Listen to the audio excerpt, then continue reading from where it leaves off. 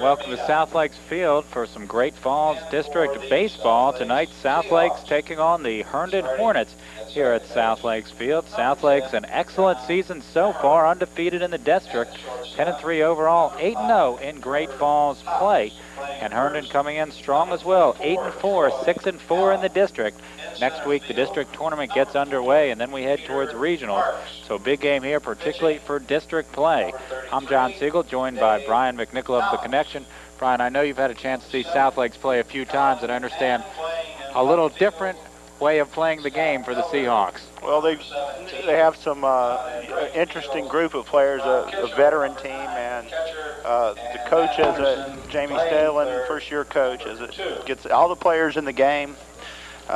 Generally starts all seniors and comes in with some of the better juniors as the game wears on. It enables him to plug them into the spots he wants them in, to get a left-handed hitter exactly when he wants one and so forth. And all the players on the team genuinely feel like they're part of the action. Coach Stalin said he likes to play all 17 players, or play 17 starting pitcher tonight, Dave Thomas.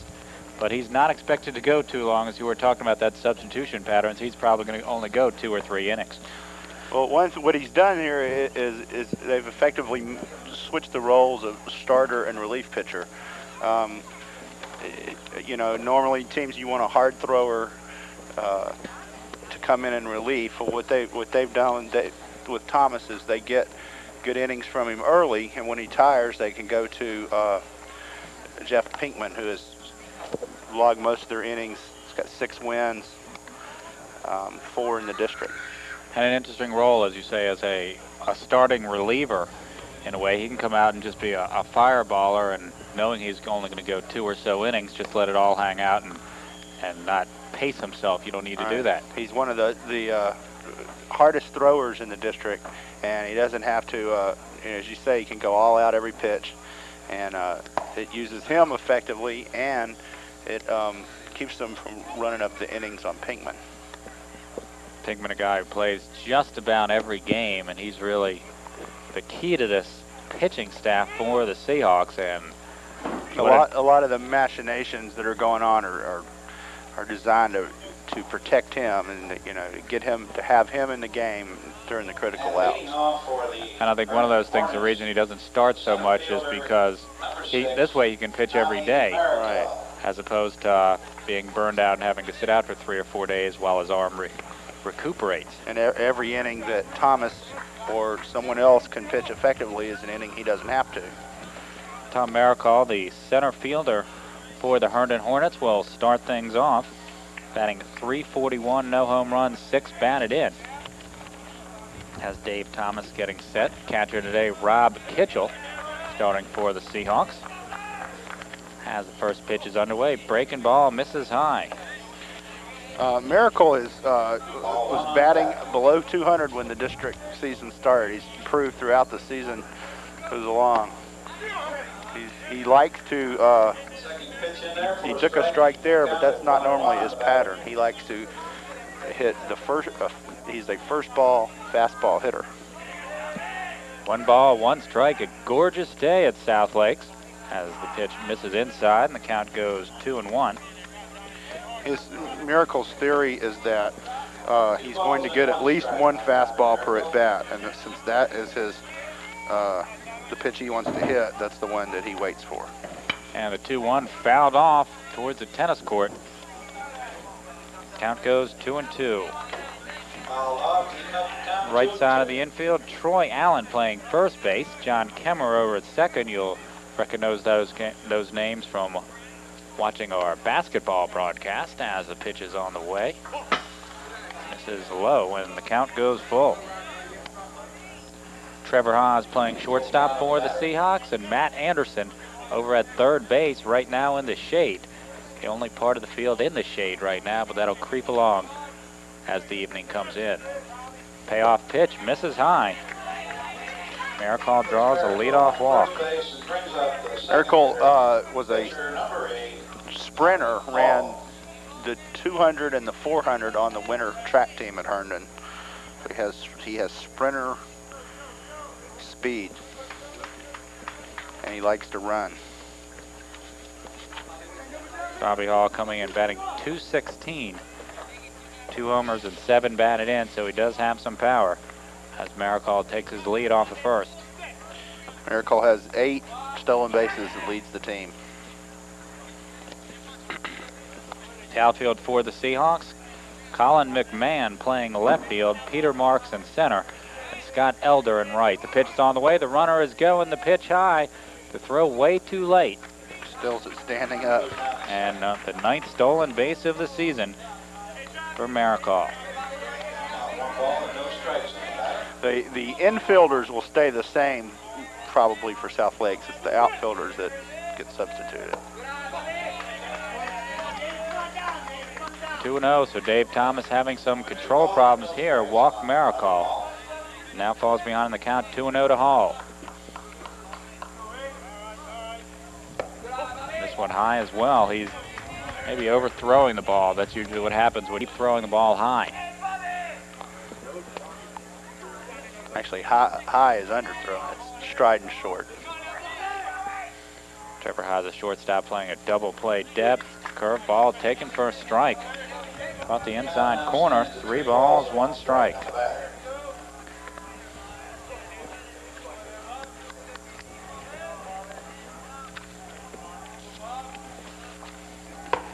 Has a swing and a miss. Might have swung at ball 4 there. That pitch looked a little high. Alan McCullough, the head coach of the Hornets, in the third base coaching box. Has a payoff pitch. Strike 3. Third strike for the first out of the inning. Runner on second. Brings up the number 3. He certainly did the Seahawks a favor there. It looked like he swung at ball 4 and then didn't go after strike 3. That's right. He's a little bit surprised. He kind of gave a brief look back to the umpire and onto the dugout. Justin Kelly batting a lofty .436. First pitch in there for a strike.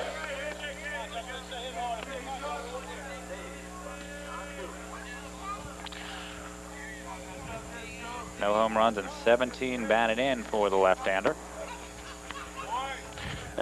Herndon actually has 2 fine catchers in Kelly and Mark Rufert. Rufert's a freshman, and they figured out that he could play pretty good third base, and Kelly really can only catch. So to get them both of their bats into the lineup, Rufert plays third. Breaking ball misses outside, so Dave Thomas throwing an awful lot of pitches here in the first inning. 1 down, runner at second. No score just underway from South Lakes Field, as that one misses low. 3 balls and 1 strike with 1 out. It's 15 pitches for Thomas already. Working pretty quickly. Just a beautiful day here in Reston. The pitch on the way. This one fouled back. Giving chase is Rob Kitchell, and this one's out of play. Foul back for the second strike. And the third batter in a row goes to a full count. 1 out.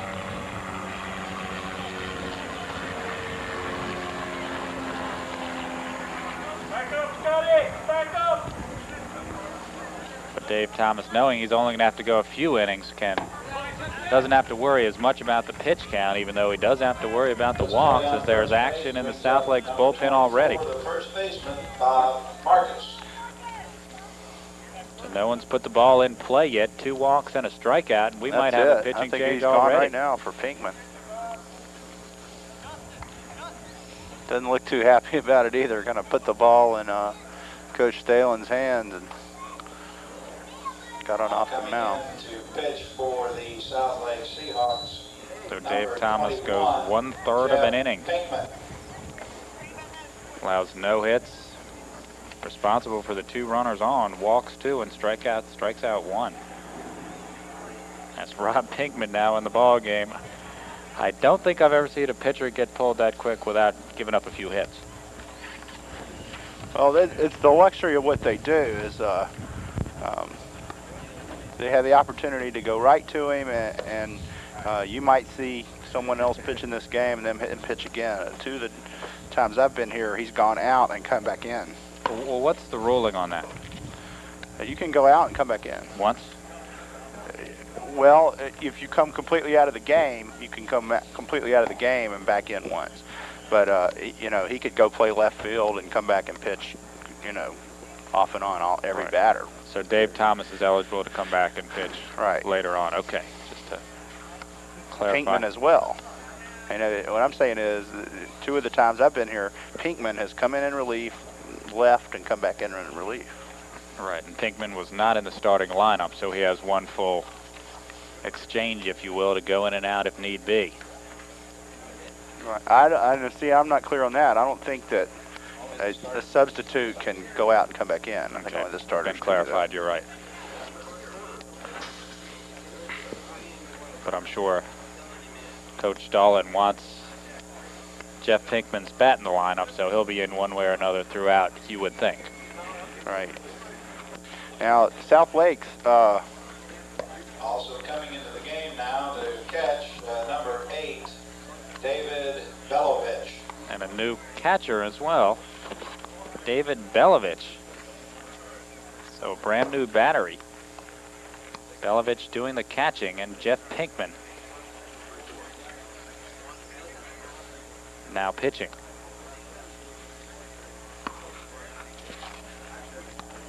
And I wonder who goes in what spot in the order. We'll run that down a little bit later.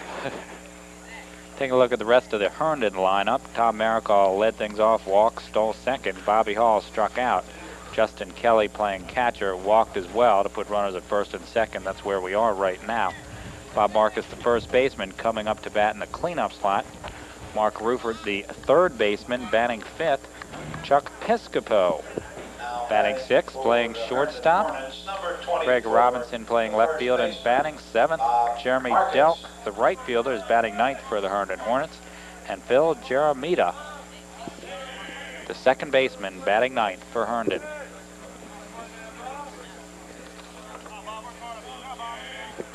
Marcus stepping in, batting .282. First pitch from Pinkman is a strike. That's been the thing that Pinkman's done well. He's thrown strikes. South Lake's lost its scorebook, so we'll never know the official stats. But he's had about a 2-to-1 strikeout to walk ratio, and an ERA right about 2. The last time anyone could say for sure. A little below 2, 1.8, 1.9.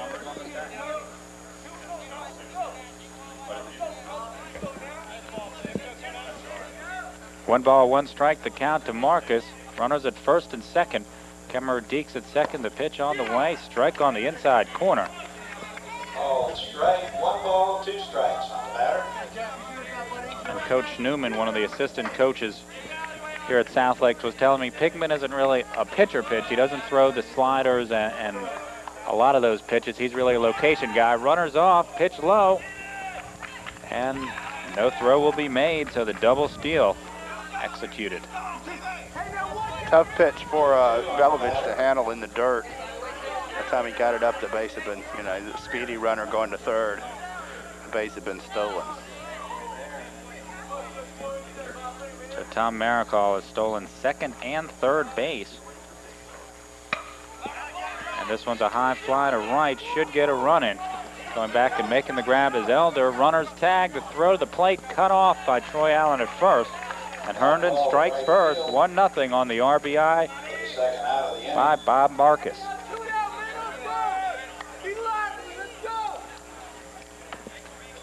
Bringing up the number 5 hitter, the third baseman, number 13, Mark Rufert.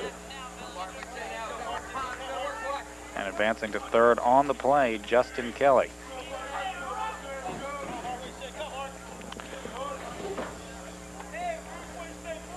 Mark Rufert stepping in. Runner at third, 2 down. Pitch called a ball.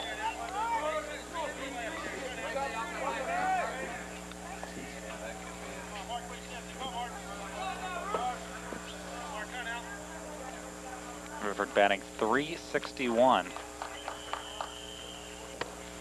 And one of the probably one of the best freshmen in the district this year. Probably making as much contribution to his team as any freshman in Great Falls District this year.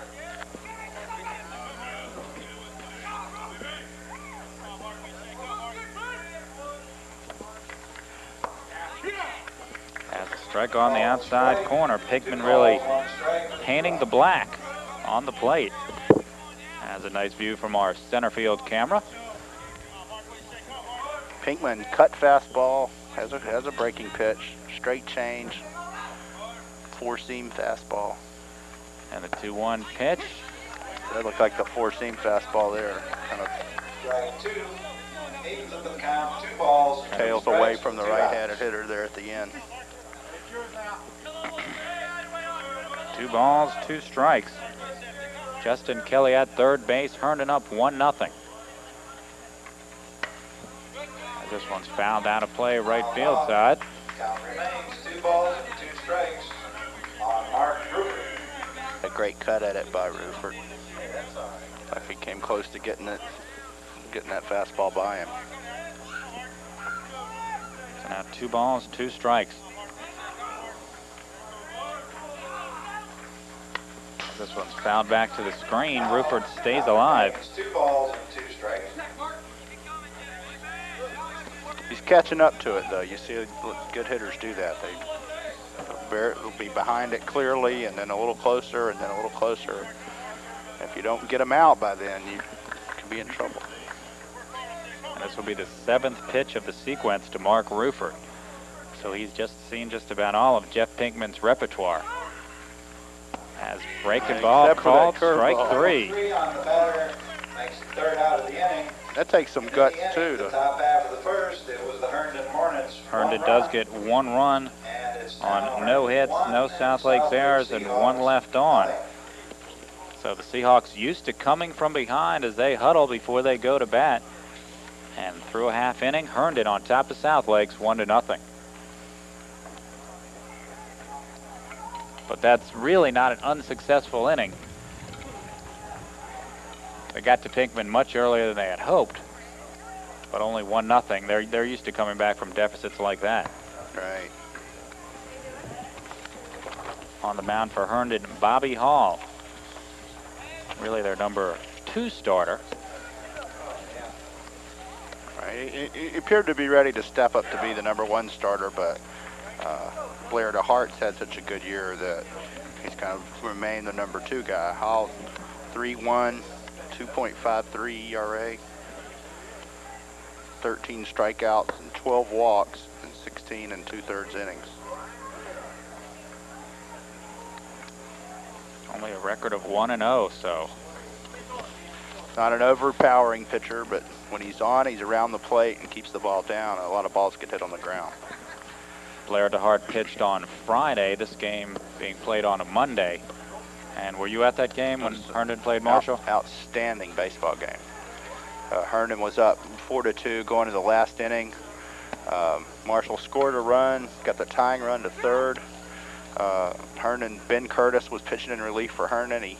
He stretched and faked a throw to 1st, and the umpire plate umpire called a balk, which would have sent in the tying run. And the field umpire reversed it because he noticed that, as the Herndon coaches noticed, that his foot wasn't on the rubber when he made the balk move, which then it wasn't a balk. And they put the runner back on 3rd, and the last hitter was Jason Ayub of Marshall, and he struck out for the 3rd time in the game to end the game. It wasn't Ayub's night. It would have been taken off his shoulders. He made 3 errors that led to all Herndon's runs. Of course, these 2 teams here are getting a lot of respect around Northern Virginia. South Lakes, I saw in one poll, ranked number 3 in the area, whereas Herndon ranked number 6. Those were the Times poll. We'll see what did the connection have these teams at. We don't have baseball polls this year. And the count 1-0 on Kemmerer, the speedy point guard on the basketball team, second baseman on the baseball team, as pitch misses Weather. Nice pitch there, 1-1.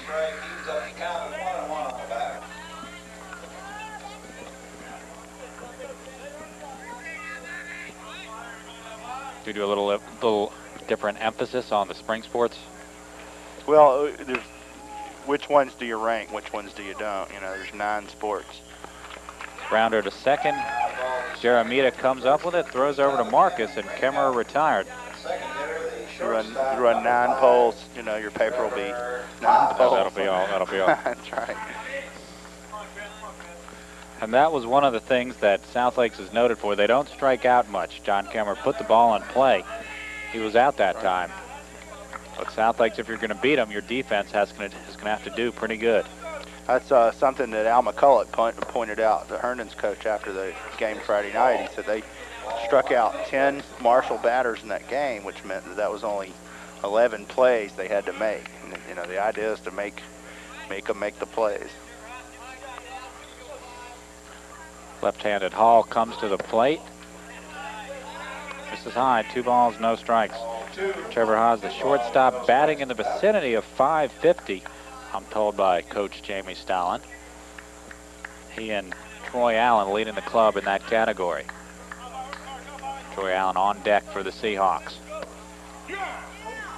And catching the inside corner. And a little sly grin from Haas there. I don't know if he bought that. He'll head up to third baseline to have a word with Coach Stalin.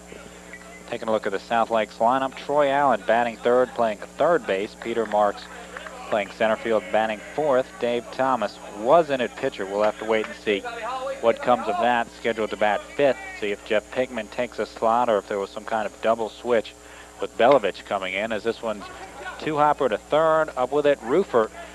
Crossing plenty of time. So the Herndon defense solid so far here in the first inning. Only 2 errors the other night for Herndon. One of them a real tough call in the 7th inning. The batter before that balk was called, Teddy Kinsman, one of the best hitters in the northern region, and Curtis curved him and curved him and curved him, and Kinsman missed 2 of them swinging for the fences. Then he hit a slow bouncer to short, and Piscopo couldn't make the play. Allen takes a strike on the inside quarter. Taking a look at the rest of the South Lakes lineup, Colin McMahon playing left field, batting 6th. Scott Elder playing right, batting 7th. Rob Kitchell, and we'll see if he bats as well, as curveball misses outside. Rob Kitchell was scheduled to bat 8th and play catcher. We'll see if Belovich is in that slot or if Pinkman is, and Matt Anderson, the third baseman, batting 9th for the South Lakes Seahawks, undefeated in Great Falls District play. Fastball called, strike 2. Right on the knees on the outside corner. 1-2, so Bobby Hall done what he's wanted so far here in the first inning. They don't know the exact numbers on Troy Allen because they lost the book last year as well, but he everyone agrees on one thing: he has improved dramatically at the plate. Last year he had his hands way down and tended to uppercut at the ball a little badly, and this year he's moved the hands up. And well, Coach Stalin told me he was batting roughly .550, 3 homers and 17 RBIs. And you were telling me he had won to about the 3rd tennis court earlier this year. Breaking pitch, a high fly ball down the right field line. Delk drifting and makes the catch, drifting back into play. So a 1-2-3 inning for Bobby Hall and the Herndon Hornets as they lead 1-0 after 1 complete here at South Lakes. So a quick inning there as Jeff Pinkman comes back out. Belovich back on at catcher.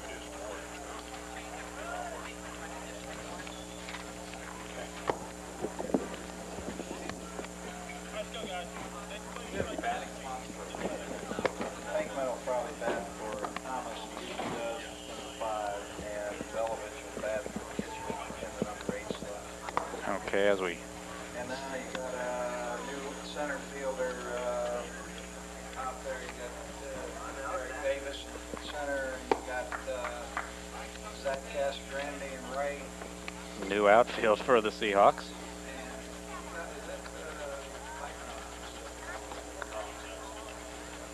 Coming in the top of the second for the Seahawks out in center field, number 38. Eric Davis in center. And Zach Casagrande. Zach Casagrande. So for those of you counting, that's now 13 players, and we're all the way in the second inning. So keeping score with us at home, stop. It's only going to get worse.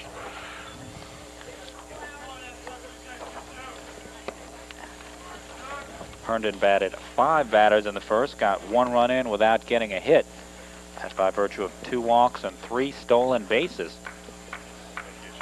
Chuck Piscopo, the number 6 hitter, hitting shortstop. Playing shortstop, I guess I should say, will be leading off. He'll be followed by Craig Robinson and Jeremy Delk. Herndon Hornets, number 22, shortstop, Chuck Piscopo.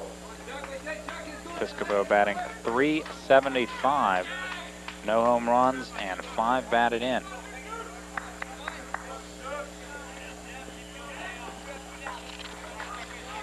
Shortstop was kind of a sore spot for Herndon last year, but he's done a steady, credible job here this year.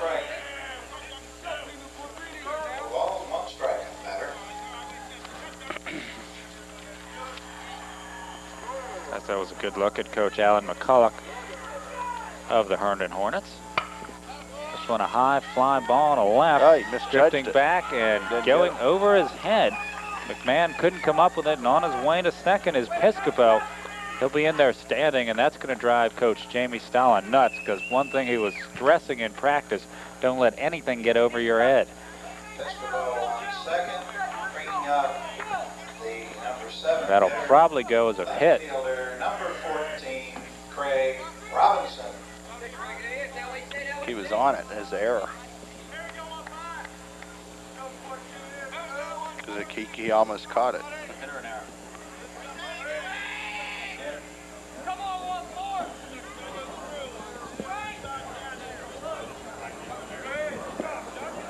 Like a 2-base error there. It's a high fly ball to center. Eric Davis drifting to his left, makes the play. The runner tags, the throw to third, the cutoff. Will they get him? Not in time. A deep fly ball by Craig Robinson. And advances Chuck Piscopo to third base. So 1 out, runner on third. It brings So up 1-0 Herndon, and Jeremy Delk coming to bat. Critical part of that play was Davis was not able to get his feet set before he threw. And he didn't get off a strong throw. If he could have gotten set, he would have had a chance to get it all the way to third, because he's got a big arm. I've seen him make that throw on the button. And Delk has some power. 2 home runs on the year, 12 RBIs. Also, in reference to McMahon's play and the play that ended the last inning, it appears that the ball is getting blown across from right field out to left, and doing some tricky things up in the air, not necessarily at ground level. As Jeremy Delk, the right fielder for the Herndon Hornets, now a 2-0 count. But Delk went into foul territory and then came back into fair territory to make the catch. Foul tipped, and the count goes 2-1. balls, 1 strike, 1 out. In defense of McMahon, though, he's playing in the dead sunshine right now. The lights are on, and the ball's coming out of the shade. So it's a tough time to be playing the the right outfield. fielder is looking straight into the sun. It's not it's a tough time of day here. Strike 2 on the Strike batter, 2 2 as balls, Pinkman 2 took a little off that pitch. Pinkman has 1 strikeout. The official line on Dave Thomas went 1/3 of an inning in the first, allowed 1 run. It was earned. 2 walks and a strikeout. Did not allow a hit. And right now he's the pitcher of record for the Seahawks. High fly ball. Will it get a run in? Eric Davis charging, and he'll throw towards the plate, but he's not coming. Ball to center field for the second out. So they'll have to get him in a more conventional way. 2 out. Brings up the number 9 hitter, the second baseman, number 17, Phil Jaramita. Phil Jaramita, the second baseman, batting 9th, stepping in. Jeremita batting 154, 1 home run and 7 batted in.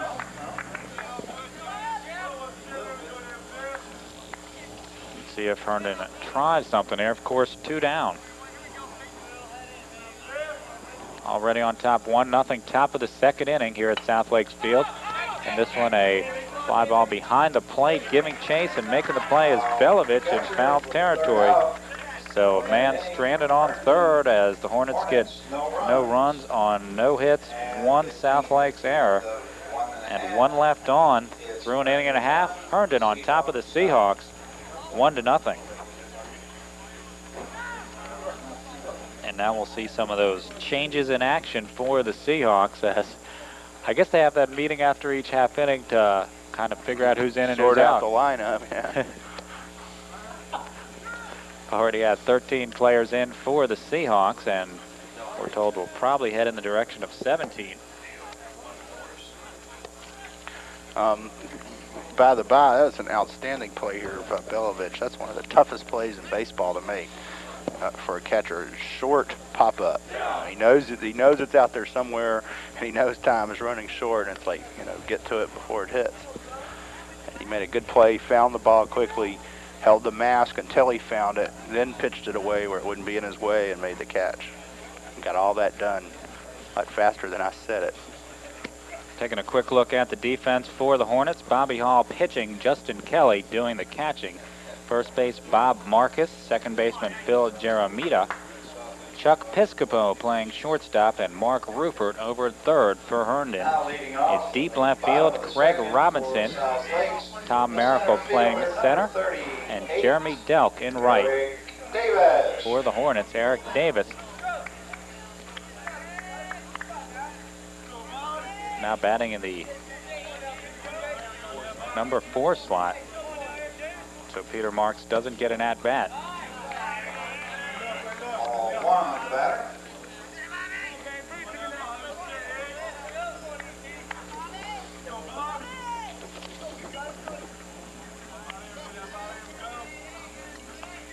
One ball, no strikes. South Lake's looking to even things up. Second pitch in there for a ball, 2 balls and no strikes. Bobby Hall had a relatively easy first inning. 2 groundouts and a pop out to right. As you mentioned, a nice play by Delk to come up with that one fighting the sunshine.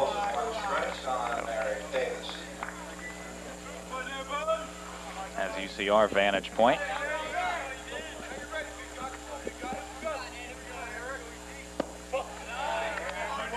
2-1 pitch misses low.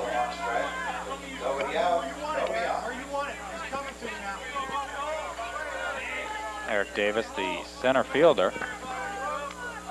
3 balls, 1 strike. Looking to lead off this second inning by getting on base, and a strike taken. Ooh. Trying to get himself one there. Davis creeping up the first baseline, thinking it was a walk, and that one barely did get the black of the plate. Looked like it curved in. And the payoff pitch, this one definitely low. Bounced in, and Davis on first, and brings up number 5 hitter. And Eric Davis walked. Number 21, Jeff Pinkman. And now Jeff Pinkman coming up. Pinkman in as the pitcher right now, replaced Dave Thomas on the pitcher's mound and also in the number 5 slot. huge lead over there by Davis. Can't let him keep that big a lead. Breaks and then stops. And it's a strike to Pinkman, who's batting .357.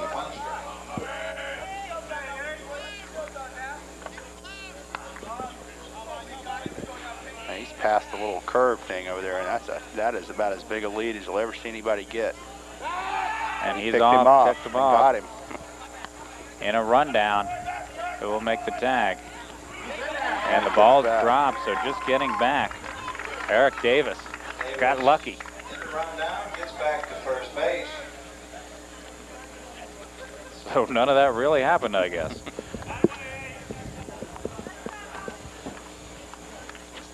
Count, no balls, 1 strike on the batter, nobody out, and Eric Davis on first base. Davis taking instruction from just as big a lead. Jamie Stalin at third, Coach Newman over at first base for the Seahawks, and they caught him leaning the wrong way there, but I'm not sure he could beat it if he was leaning the right way, and that's a huge lead. 1-1 now to Pinkman.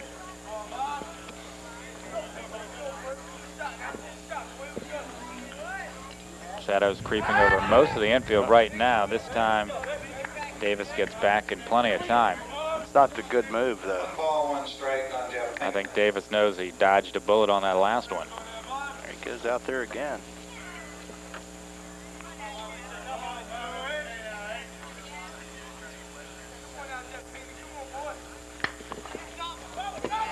This one's swinging late down the left field line. Could be trouble chasing, and a diving grab by Piscopo. Great play. Leaping grab by Chuck Piscopo.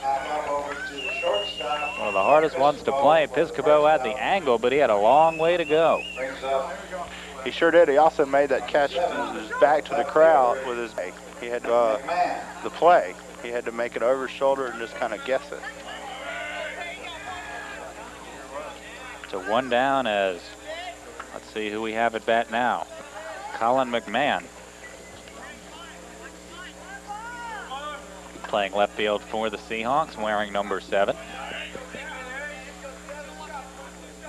Eric Davis at first base, the only base runner Seahawks have had today. And I wonder if the Seahawks are consciously taking more pitches here. Well, at this stage of the game, they have to make Hall throw strikes. It looks the fastball he turns over, he's had up high a couple of times. Now, that's not the good move either. He's got one that's a little faster than that. 1 ball, no strikes in the batter. Southlake's undefeated in great balls play, 8-0, 10-3 overall. Herndon trying to hand them a district loss. As the pitch is on the way, misses high. Davis creeping out as the pitch is on the way. Nearly drew it through from the catcher, Justin Kelly.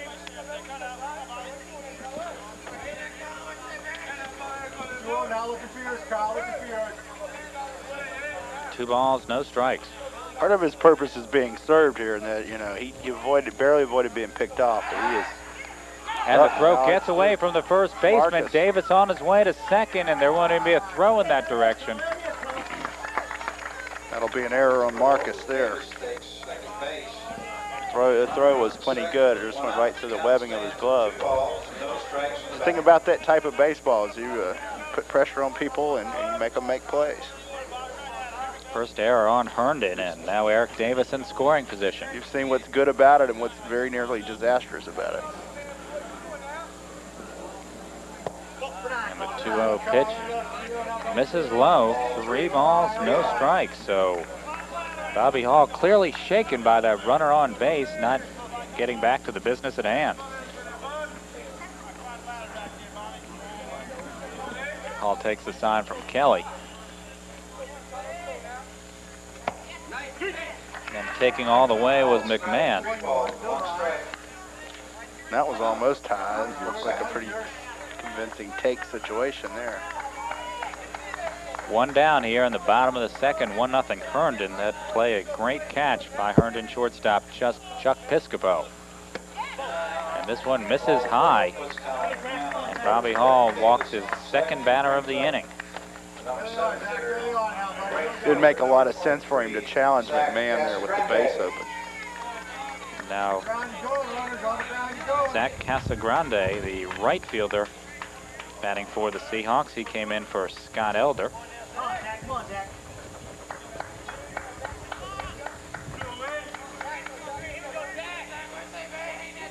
6-foot, 170-pound junior.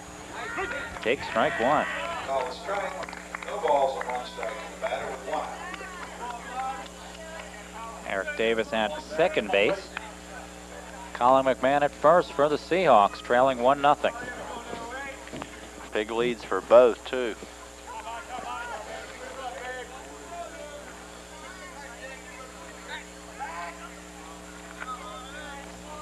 They get Hall to step off there. Hall very concerned with these runners as he probably should be. Eric Davis at second base, a lot of speed. And really, they had him picked off. That was the second out of the inning.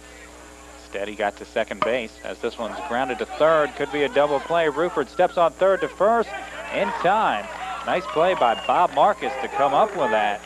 And a 5-3 double play gets the Seahawks out of trouble, alleviates a few mistakes.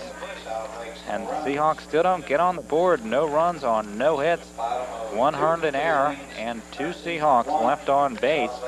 Through two complete, Herndon on top, 1-0. So the breaks in this game so far going Herndon's way. Going Herndon's way right now. It couldn't have asked for much more than that. A grounder to third, room service double play.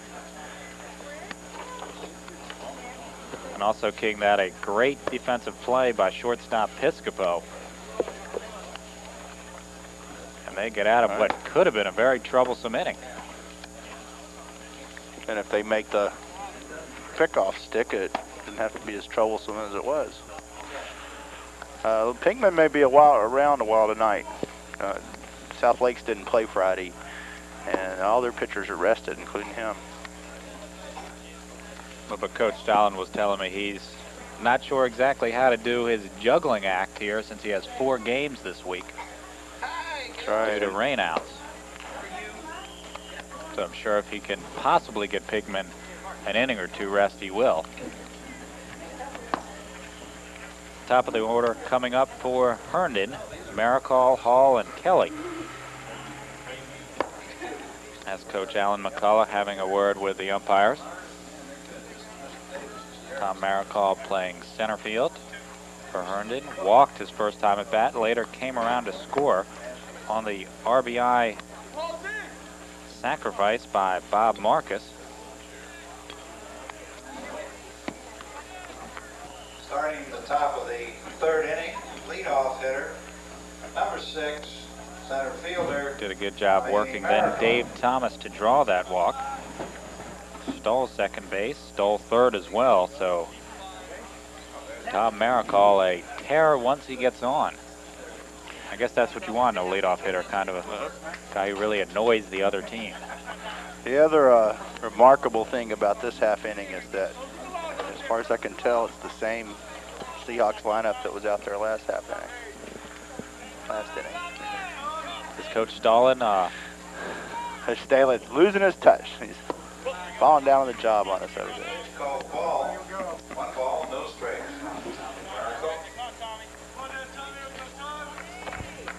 So Jeff Pinkin, a location pitcher. He doesn't walk many batters. Quickly falling behind here, 2-0. Put a little extra on that one. No strike. Hickman and Belovich, the battery for the Seahawks, replacing Thomas and Kitchell, the starters. And the 2-0 pitch, this one high as well.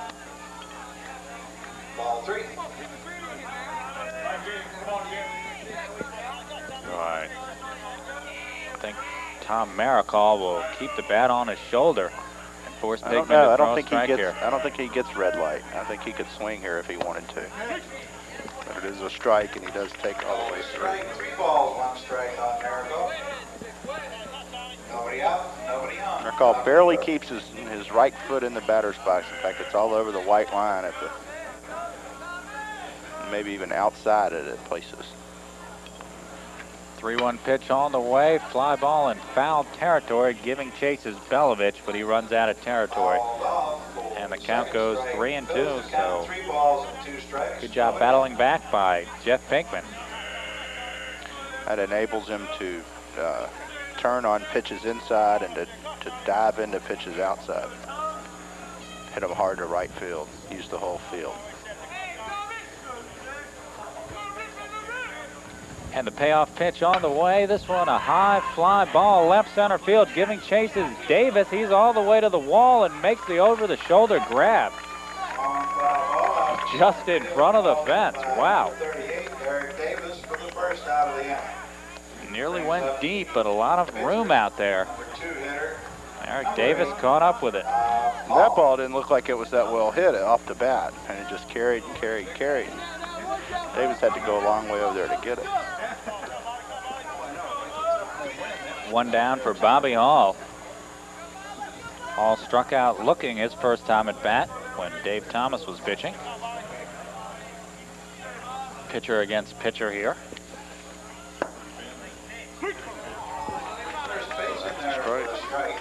Doesn't get much better than that. Right on the outside corner at the knees.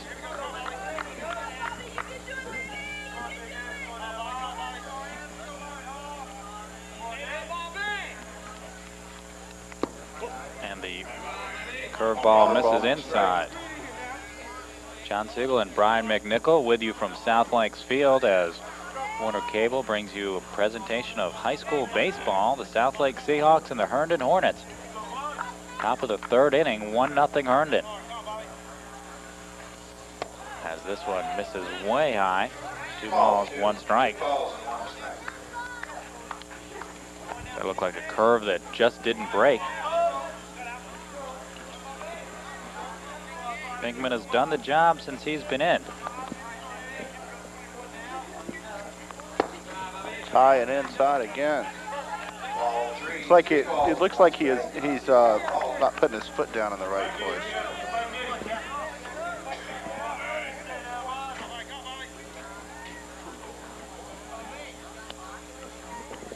And the 3-1 count, so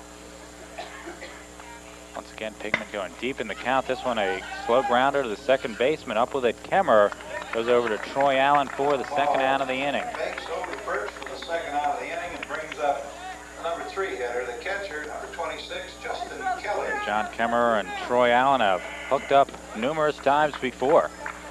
Of course, leading the Seahawks to a regional championship for the 3rd straight year, basketball-wise.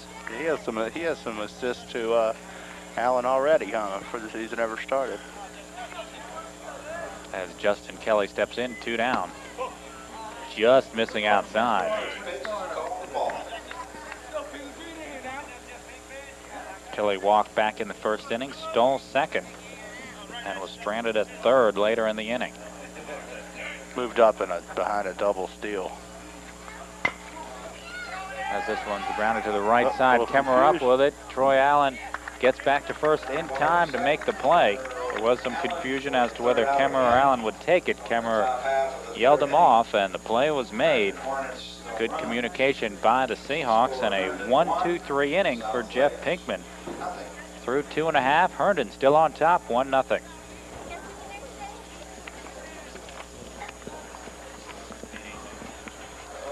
Shadows creeping in. A beautiful evening taking place here. We're taping this on Monday night. South Lakes play 4 games this week, and next week is the district playoffs. And stay tuned. Look at a newspaper near you to find out exactly when they're playing, because with rainouts and everything, they continually get rescheduled. But you know, this has been a strange year in the spring sports all the way around, because it hasn't rained much. And there were a lot of rain dates built into the schedule that they haven't needed because they played the games when they were scheduled to play. There's teams that went a week and a half without a game because those days were set aside to make up rainouts, and it hasn't rained much. It's been a pretty dry spring here, the driest one since I've been doing sports around here. And you're used to seeing quite a bit of rain there in Lafayette, Louisiana. Now leading off for the South Lake Seahawks in the bottom of the 3rd inning. And when it rains down there, it guts your field for a while too. David Belovich. David Belovich batting in the number 8 slot for the Seahawks, to be followed by shortstop Matt Anderson and then leadoff man John Kemmer.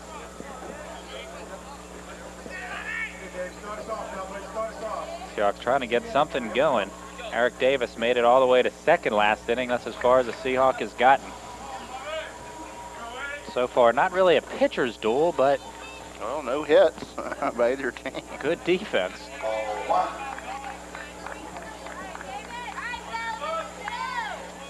Bobby Hall has given up 2 walks in 2 innings.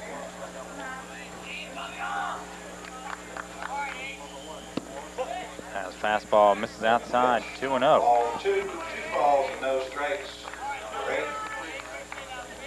David Belovich. South Lakes has walked 2 batters as well.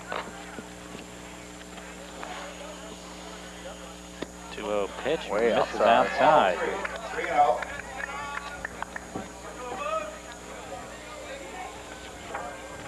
Really, the only ball hit well there was Tom Maricol's, and And that it was seemed to get caught up in the wind and carried.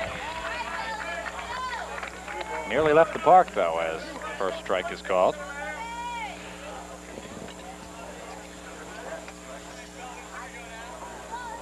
And the 3-1 pitch to the catcher in the dirt, and he'll take the leadoff walk. Ball 4, puts Belovich on first and brings up the Third walk by Bobby Hall, and the second time in consecutive innings he's done it to the leadoff batter. And that old baseball axiom, that's going to get you before too long. That's right. 50% of the in the major, but 50% of the times a leadoff hitter gets on, he scores. Get the leadoff hitter out, there's only a 16% chance the team will score. ball and strike. Second pitch for a strike to the Balls, 1 strike. number 9 hitter Matt Anderson Nobody out. at third base. I'm sure it's much higher, that percentage of scoring once the leadoff walk is on, much higher in high school. Has squaring to bunt, and the pitch out. Will they get him? He gets back just in time. Tag really wasn't applied by first baseman Bob Marcus. Count 1-1 on the batter. As the count goes 1-1. I guess they thought they'd stolen a sign there or something, because otherwise a pitcher that just walked the leadoff hitter, I wouldn't think they'd be wanting to waste pitches. Ball 2. And that misses outside, so 2-1. Bobby Hall has thrown an awful lot of pitches in this ball game.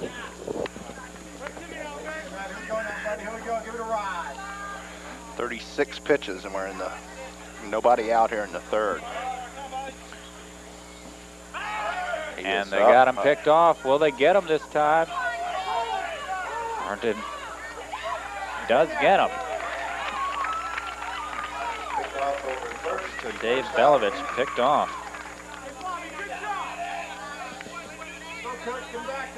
So Goes one as a down. caught stealing, 1-3 to 6-3. If you're still scoring at home after we told you to stop. 2 balls, 1 strike on the batter. 2-1 to Anderson. Now 1 down. 1-0 Herndon here in the bottom of the third inning as the pitch misses high. 3 balls, 1 strike. 3-1, so Bobby Hall can relax a little more. That was the pickoff they probably should have had last inning. All right. Now you have to wonder if South Lakes that's like in their game plan today. Ball low, and Puts a runner on first. the Brings fourth up the walk leadoff hitter, by number Bobby 10, Hall. the second baseman, John Kemmerer. To get those big leads and try to draw, makes that play happen. See what they can get out of it. Bobby Hall coming into this game and had only allowed 13 walks in some 16 2/3 innings. So far, 4 walks in 2 1/3 innings. As John Kemmerer, the second baseman, steps in. Kemmerer 0 for 1. Grounded to first his first time at bat. See if he attempts a bunt here. Big strike 1. It's called strike. Good Ball, slap 1 hitter strike. puts the ball in play. First. Kimmer, the main bright spot on South Lakes last year, 3-16, long season, but he hit .450, played good center field, and was on our second team all-region team. Runner is off. The throw to second. Sliding in safely is Matt Anderson. Anderson moving to second base on the pitch. Count 1 ball and 1 strike on the batter. Pitch was taken for a ball, so it goes 1-1, and now Matt Anderson in scoring position, representing the tying run. Only in the third inning, so not terribly important yet. But the Seahawks trying to battle from behind one more time. 1-1 the count on leadoff man Kemmerer. And this one inside, and you can see Anderson thinking about going to third, decided against it as Justin Kelly able to keep the ball in front of him. 2 balls, 1 strike. Now, it hasn't made a lot of difference yet, but one of the effects of having all these runners on base is that, if you notice, the shortstop now and the second baseman, they play these games, and when the ball's hit, they're out of position. This one way inside, gets away from everybody, and coming over to third is Anderson. Looked like a wild pitch. 1 strike on the batter. Runner advancing to third. 1 out.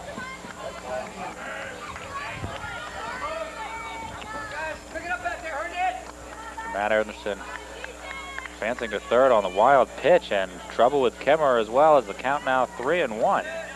Bobby Hall has walked 2 batters in this inning so far. Has a wild pitch, and not for that pickoff, he'd really be in trouble. Kemmerer's kind of who can take this too, but he doesn't try to play. Now down to play, giving chase is Ruford. He won't be able to get there. Foul strike. And the count goes full, so a chance for Bobby Hall to Strikes in the batter with 1 out. cut down on the damage anyway. If he can get Kemmerer here without allowing in a run, he'll have a shot at getting out of the inning. Kemmerer probably just wanting to hit the ball either on the ground towards the right side of the infield or sac fly to the outfield to get the run in and tie this ball game up. Kemmerer right on top of the plate. Ball 4 and put him on. 4 goes Cameron on first. Now they have to make a decision about Shortstop, number 5, Trevor.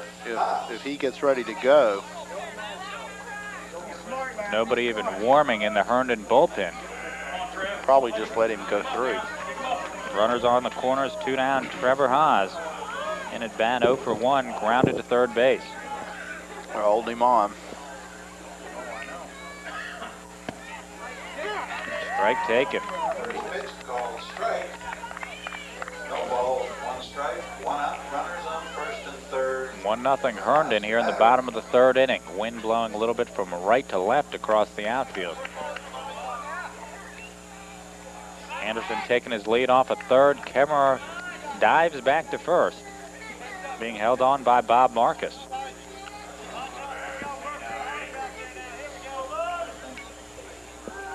No balls, 1 strike, the count to Trevor Haas. Haas batting in the vicinity of .550. As the pitch is outside, 1 ball, 1 strike. You can see how that shade can cause quite a bit of problem for the outfielders with that shot. Right now it's covered just about all of left field, but still right field exposed and about half a center.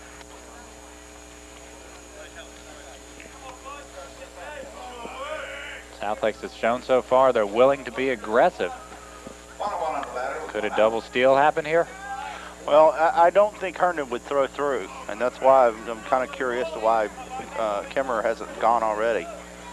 They're setting up outside like that's what they think. 1-1 grounded to third, and they have Anderson in trouble at the plate. And nobody's covering third base. Anderson gets to second, and caught off second is Kemmerer. And Anderson now heading home. And throw in that direction and gets away from the catcher as the ball was in the dirt. So scoring is Anderson. Kemmerer at third base, winding up at second on the play is Trevor Haas. And we're all tied up, and Herndon executing just terrible there. Well, the thing you have to do is you make sure if you kill the guy off a second, the kill the guy coming home from third, you want to do it as close to third as you can to keep the trailing runner from coming to third. That's what they didn't do. They lost interest in the back runner and then regained it at some curious times. So now they have runners at second and third and 1 away. It's a fielder's choice for the hitter. Has Troy Allen on at bat. He can cause some damage. This one's found out of play. First pitch, foul for a strike. An error on the throw in home, which bounced in. First baseman, number 14. 44, Troy Allen is up. But what you need to do there is concentrate on the work at hand, which is getting the lead runner. They had Anderson in an easy rundown.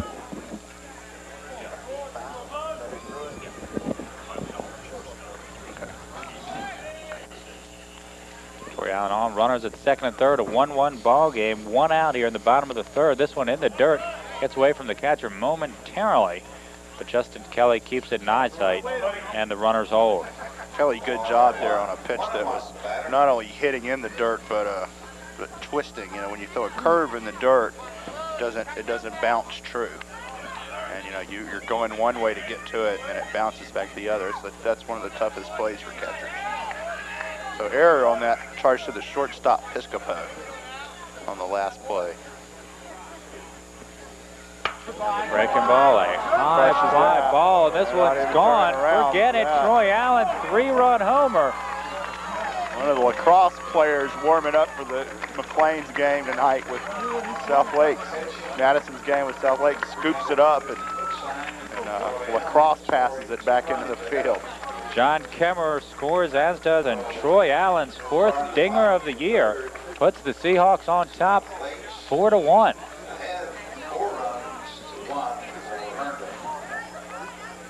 Troy Allen launched, looked like a curveball.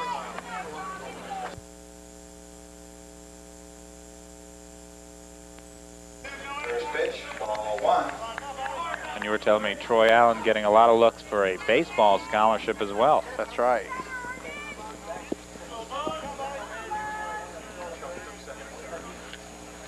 One-0 pitch, grounded foul. Unlikely that he'll have to pay for his college education. I'll just say that. He's going to go in one of those. If he does pay for it, it'll be by choice. That's right. Of course, an all-region basketball player. Led South Lakes to the state semifinals. 3-year starter, 4 years on the varsity. Breaking ball swung right through by Eric Davis. 1 ball and 2 strikes on number 38. Some of the coaches were telling me Troy Allen, actually a professional prospect, may get a chance to play in the minor leagues, of course. Always looking for left-handed power hitters, and a breaking pitch catches the outside corner. Eric Davis goes down looking, but for Herndon, it's a batter too late. Pinkman now stepping in, 0 for 1. Was robbed by left fielder, rather shortstop Chuck Piscopo in left field, making a diving play on a bloop shot. 2 down as Pinkman steps in. The Seahawks now on top 4-1, and Bobby Hall seems to have found a little rhythm after that home run. That's right. By Troy Allen. It's amazing what kind of clear thinking you can get out of a 400-foot shot. That looked like he turned that fastball over. Breaking ball inside, 1-1.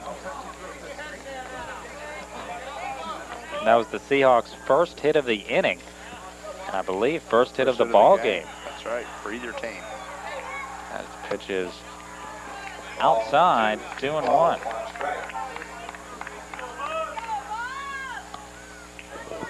David Belovich led off the inning, but he with a walk, but he was caught stealing.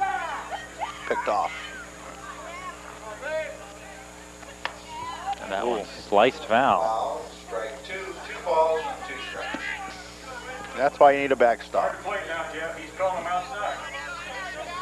John Kemmerer also had a walk, as did Matt Anderson. They were eventually brought in on the 3-run homer by Troy Allen after a big error by Herndon. Slow curve. Matt Anderson should have been out, but the ball was thrown away by shortstop Piscopo. And that set up the big blast by Troy Allen. All shaking off the sign that came from the bench. This is his idea. Payoff pitch, a high fly ball back towards the mound. Coming in is third baseman Mark Rupert to make the grab and retire the side. But not before the damage is done, as the Seahawks get 3 runs on 1 hit one big South, one big Herndon error, Herndon Hornets, and none left on. Make that 4 runs, 3 of those on the 3-run homer by Troy Allen, and the Seahawks in command 4-1 here as we head to the 4th inning. So 2 Herndon errors. First one didn't cost them, but the second one certainly did. My contract is only limited to making small talk on the mic. And that's the thing, you don't want to give Troy Allen a chance to kill you. If you want to bring him up with preferably nobody on, but the fewer the better. You can't make mistakes to allow more runners on and ahead of them.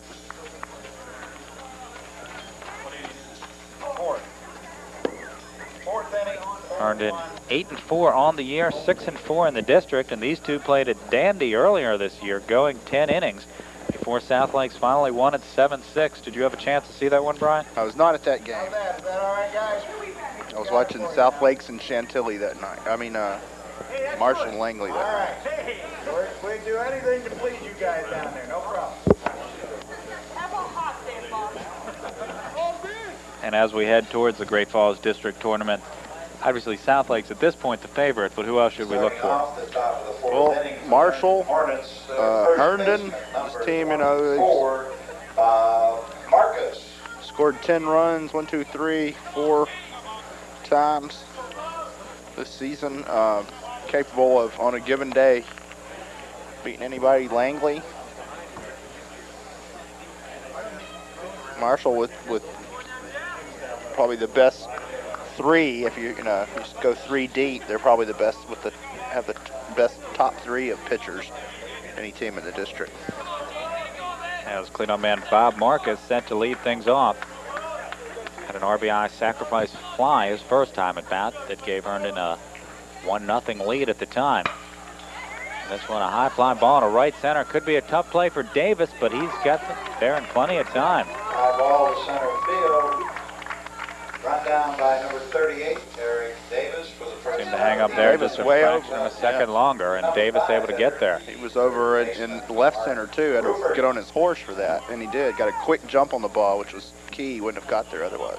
Made the grab right in front of right fielder Zach Casagrande. 1 pitch, 1 out as Mark Rupert comes to bat. Pickman now with a 3-run lead to work with as this one's fouled out to the right side. Rupert struck out looking his first time at bat. For the first strike. No balls. Now it'll be interesting with this 3-run lead. How long will we see Jeff Pickman? Will he get that rest we were talking about? Well, the other thing coming into the fray here is that they've had here in the early going 2 pretty good hacks at him this inning. Oh, that's high. 1-1 on the bat. 1-1 to Rupert, playing third base for the Hornets.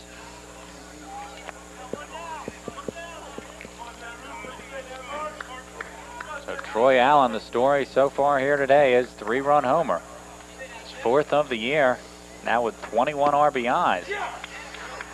And that one right down the pipe, 1-2.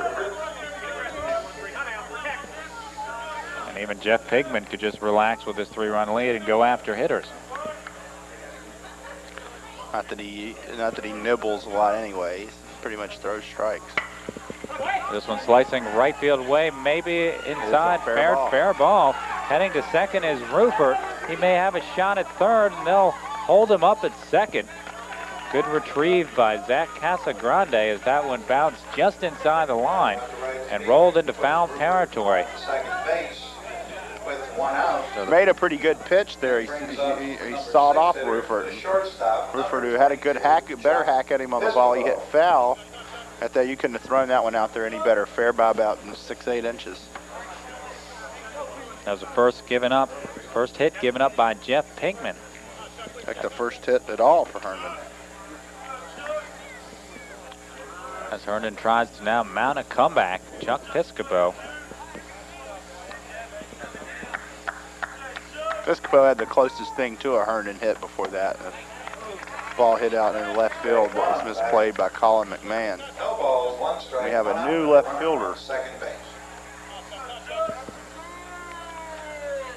what a surprise.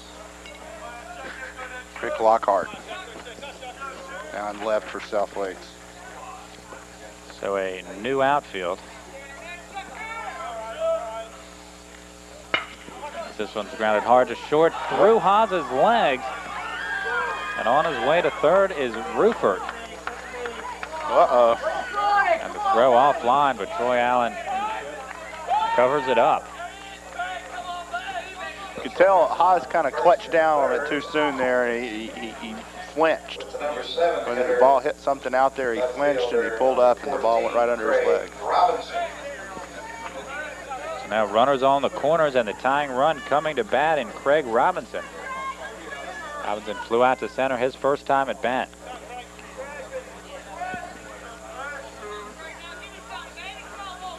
So mistakes costing both clubs. Robinson looks like he's trying to go to right field. And driving that run, one down, runners on the corners for the Hornets. First, runners back. Runners on first and third with 1 out. Pinkman takes the sign from Belovich. So far, no count on Robinson. And once again, going back to first, keeping Piscopo in check. Piscopo, no stolen bases here, and I'd be interested to see what South Lakes did if he tried to steal. Mark Rufert over at third for Herndon. Hornets trying to cut into what is now a Seahawks 3-run lead, 4-1. We're in the top of the 4th inning. As this one grounds foul, I'm sure South Lakes would gladly trade the run for a double play. Of course, a double play would get him out of the inning, so they'd be kind all of over defeats the that trade. purpose there.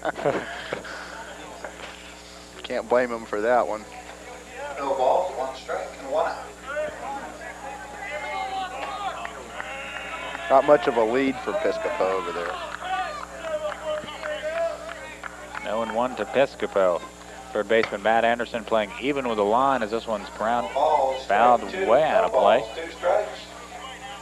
Just getting a piece of it was Piscopo. 0-2. Pinkman trying to close the door and not allow that error to hurt the Seahawks.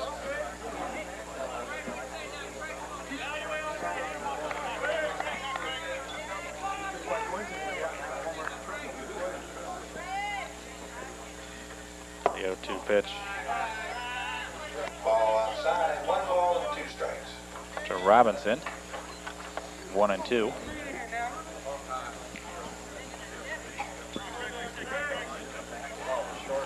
Seahawks middle infielders Trevor Hawes and Kemmer are playing in double play position, as is third baseman Anderson. This one misses high. 2 balls, 2 strikes.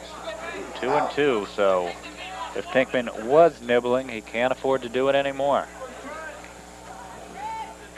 Tying a run at bat, represented by Craig Robinson at third base. Mark Rufert, Piscopo at first, reached by error. Taking a very small lead, but going back to first anyway is Pinkman.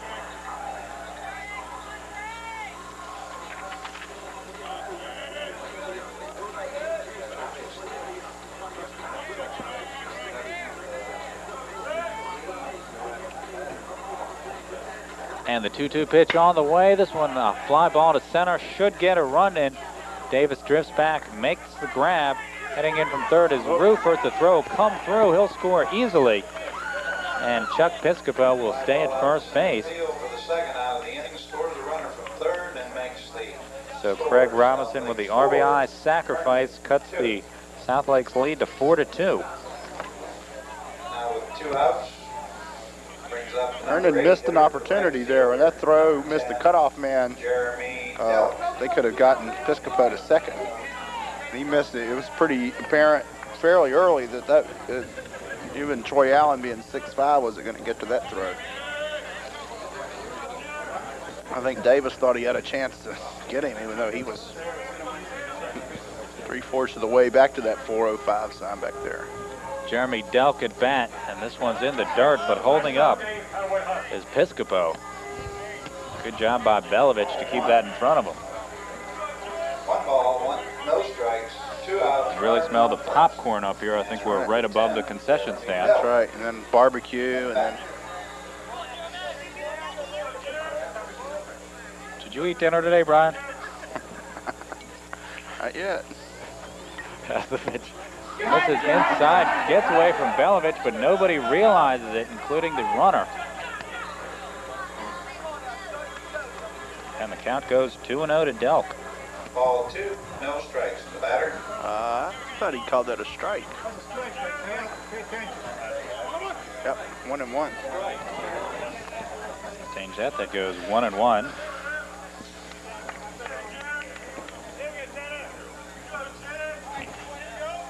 Rather, 2-1 is listed on the board, so we'll get that straight. And another pitch Now is it's way 2-1. outside. Count now stands at 2 balls and 1 strike. Knew they'd catch up sooner or later. 2-1. It's like a clock. It's right at least twice a day. And we will and we will have activity in the Seahawks bullpen. Peter Marks getting loose. Pinkman trying to work his way out of the 4th. And this one a shot into center field. Line drive, but making the grab, Eric Davis on the run. Nice play. But right at Davis to bring it down. Herndon does get 1 run on 1 hit, 1 South Lakes error, and 1 left on as we go to the bottom of the 4th. Herndon gets within 2. The Seahawks are on top, 4-2.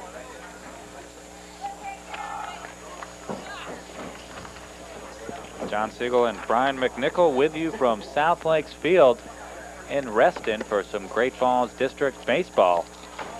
And so far it's been the story of Troy Allen's 3-run homer. The difference in this ball game is the Seahawks up by 2. Bobby Hall still in the game for Herndon, doing a good job, but has struggled with control, having allowed 5 walks through 3 innings. See if he settles down. Other big story of this game so far is 3 huge plays in the outfield by Eric Davis. Going, long ways to catch balls that were hit on a dime. Prevent some extra base hits. The last out in that inning, sinking liner, that ball could have gone all the way to the wall. He gets a quick jump on the ball, and he has speed. That's the big 2.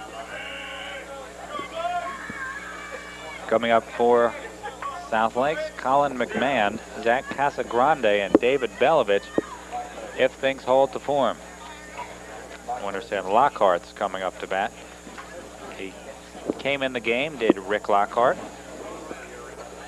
Leading off the bottom of the 4th, number 42, now playing left field, Rick Lockhart. Rick Lockhart leading off and playing left.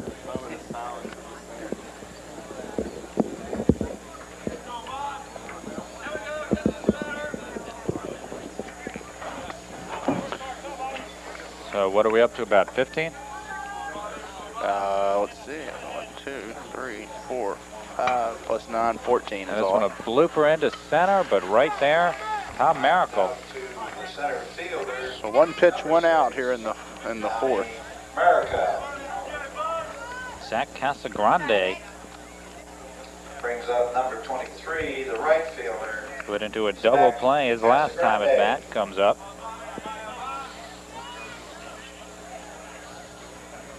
Casagrande playing right field.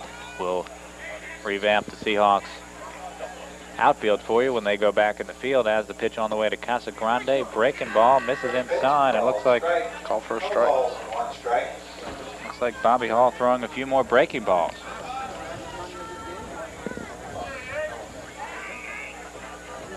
So a boost for Bobby Hall. The last 2 innings he had walked the leadoff man. This time he gets him to fly to center. And this one pretty well hit to left center. But Tom Maricol doesn't have to go too far to retire Casagrande. Center fielder, number 6, Maricel. 2 down as David Belovich comes to bat. Hitter, number 30, Dave Belovich Barr. walked and was Do we have yet another player? David Barr in the ball game. The third player to occupy the 8th batting slot. Barr, a catcher, will probably stay in the game to catch as well. The good thing about this inning for Hall, he's thrown 3 pitches and he's got 2 outs and nobody on.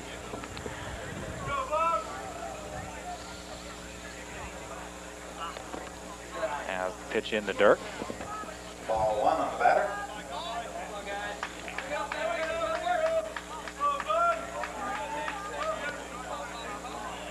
Well, 61 pitches here in the 4th inning for Hall.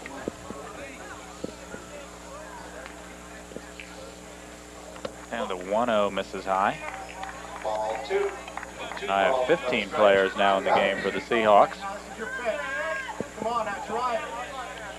Yours. 2 balls, no strikes, 2 down. David Barr in at bat. Seahawks on top, 4-2. As the count goes 2-1. Field completely in the shade right now. Out in the distance, we can see the fields of the junior high nearby in the sun, but Barring a miracle beyond miracles, it'll stay that way until it gets dark. and the pitch outside to Barr, 3-1. As soon as I said he was getting off easy this inning, he's thrown 3 pitches to Barr. And 3-1, this one in the dirt. And the 6th walk of the day given up by Bobby Hall. There is some activity in the Herndon bullpen. As the number 9 hitter, Matt Anderson, the third baseman, comes to bat. He walked and scored in the 3rd, came in on Troy Allen's homer. It's Curtis, and I guess he's just out of the bullpen. Looks like he was trotting this way. Hall looked down there too. I think he thought that was it for him. I think they'd like to see him get through 4. I'm not sure what their schedule looks like this week as far as makeups, but I'm sure they'd like to get him well into the game, or they wouldn't have let him go this far, having 6 walks already. Trying to give him all the opportunities to work through it. And all things considered, for a day that he's struggling, he hasn't done too bad, only allowing 4 runs. They haven't hit him. There's 1 hit in the game, but it went a long way. Well, a couple defensive mistakes have really cost him. 1-0 pitch. Drops into the strike zone. Nice looking pitch, catching the top edge of the zone. A pitch you will not get in the major leagues. I don't know. Since they've been writing that and everyone's talking about it now. Runner is off here. The pitch is high. The throw to second. And in safely with a steal, Dave Barr. Dave Barr down to second. Hey, Matty, there he is, buddy. Come on, Matty. So South Lakes once again stealing their way into scoring position. I believe that's their 4th stolen base of the day.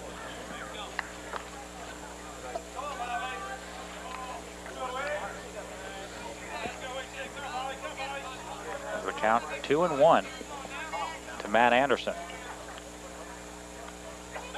Play on at second, and the ball goes into center field, but backing up on the play is Maricol, and having to hold at second, Dave Barr.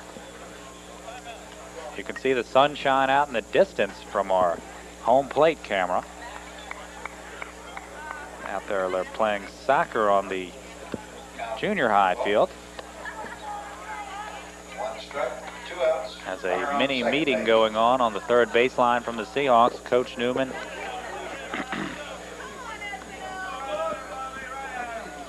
Yeah, a lot of people involved in that meeting. Come on, Matty. Come on, buddy. Now Matt Anderson steps back in at bat. Just a leisurely Monday afternoon here in Reston, turning into evening.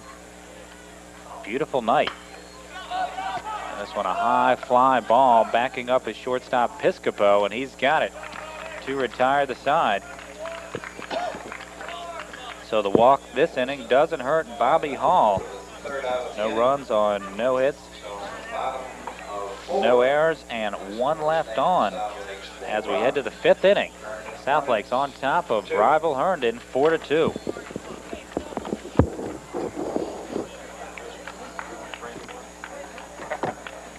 Only one hit of the game by the Seahawks, and that's Troy Allen's 3-run homer. As we see Pinkman back on for another inning of work. He came in after 1/3 of an inning after 3 batters. Dave Thomas started the game for Southlakes. Usually goes a little more than 3 batters, usually goes a couple innings. And we may see some relief action, still getting some work in the Southlakes bullpen. Peter Marks. It'll be interesting to see if we see him at any point, and as those who have seen Southlakes tell me, be prepared for anything, anytime. So even if Pinkman appears to be going well, that's not an assurance he'll stay in the ball game. 49. He's thrown 49 pitches, which is not bad starting the 5th. 4 2/3 innings, so that's about half of a normal game. Phil Jeremita will lead things off, the number 9 hitter, to be followed by leadoff man Tom Maricol and Bobby Hall. The number 9 hitter, the second baseman, number 17, Phil Jeremita. Barr stays in the game to catch for Southlakes. And interesting in this ball game, we've yet to see a designated hitter in use. I think once you start without one, you can't have one.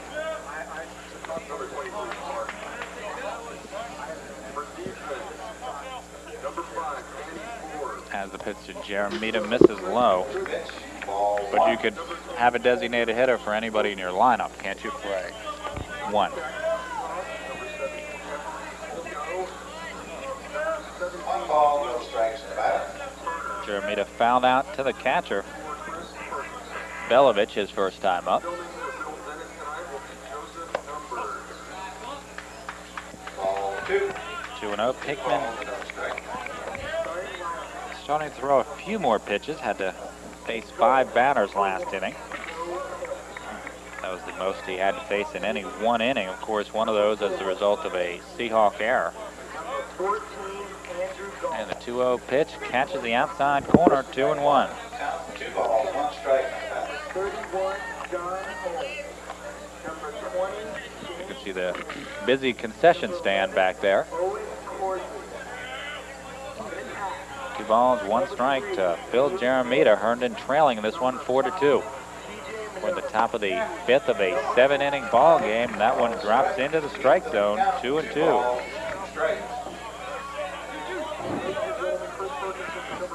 Pinkman only has 1 strikeout. That was the first batter, or the second batter he faced back in the 1st inning. But he's gotten the job done. This one misses inside. Count goes full. Full count, 3 balls, 2 strikes, nobody. Southlake's baseball field, for those of you that haven't seen it, tucked away behind everything at the school. Have to walk past the football field. Nestled in a little corner. The softball field. Softball field is behind everything. As this one's grounded slowly towards second, charging in is Kemmerer, and able to beat it down is Jeremita. Pinkman couldn't get there either. About a 75-foot base hit. Just put it where nobody could get to it, and that's the second hit of the game given up by Pinkman.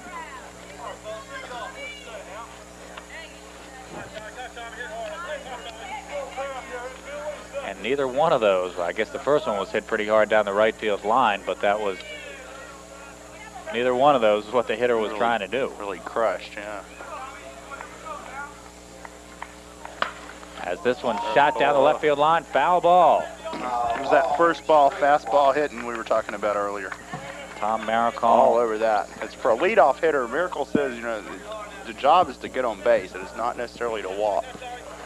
No balls, 1 strike and hitter. Maricol 0 for 1 on the day. Had a deep shot to center field. back in the third, walked and scored back in the first in a series in which he stole 2 bases.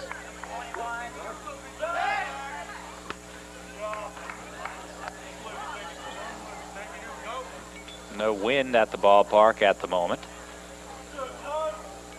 Really hasn't been a factor tonight at all. Seahawks looking to stay undefeated in district play and go to 9-0. Of course, they'll have a hard time going undefeated the rest of this week, being that they have 4 games.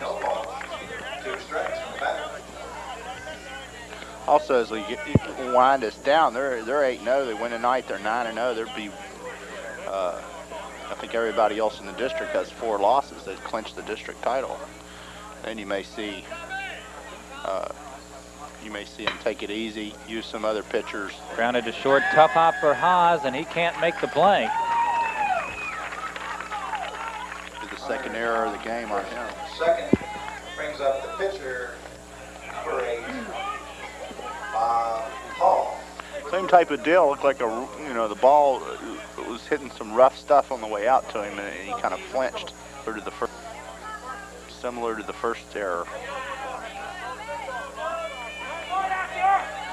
So Bobby Hall coming up. Team down by 2. Runners on first and second, no out here in the top of the 5th. Overthrew that pitch a little bit. No activity in the South Lakes bullpen. I mentioned the outfield for the Seahawks right now. Rick Lockhart in left field, Eric Davis in center, and Zach Casagrande in right. Totally different than the outfielders that started the ball game. And the pitch misses high. Jeremita was drifting off the second base, had to hustle to get back. Hall showing bunt there. Seahawks are in at first and third. 4-2 South Lakes here in the top half of the 5th. As you mentioned, third baseman Matt Anderson on the infield grass. Offered to bunt again and pulled back. Ball 3. And that's called ball 3. 3 balls, no strikes. Let's see if Bobby Hall is taken here. What'll Coach Alan McCullough tell his pitcher to do?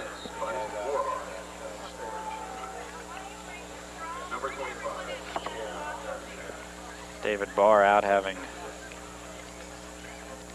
some encouraging words for Jeff Pinkman. Come on, Jeff. Come on, buddy. 3 balls, no strikes to Bobby Hall. Runners on first and second, none down here in the top of the 5th. Squaring to bunt and pulling back, takes a strike. 3-1 to Hall.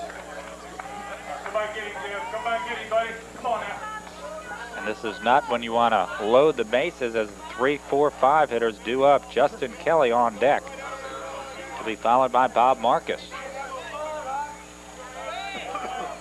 And the 3-1 pitch misses low and outside, and the bases are full. First walk issued of the day by Pinkman. And a weak base hit, an error, and a walk. And all of a sudden, the Seahawks are in a jam. Herndon threatening. And we may have a pitching change. Coach Stalin out having a word with Jeff Pinkman. Looks like it's going to be the lefty, Rick Lockhart. They're just going to switch places.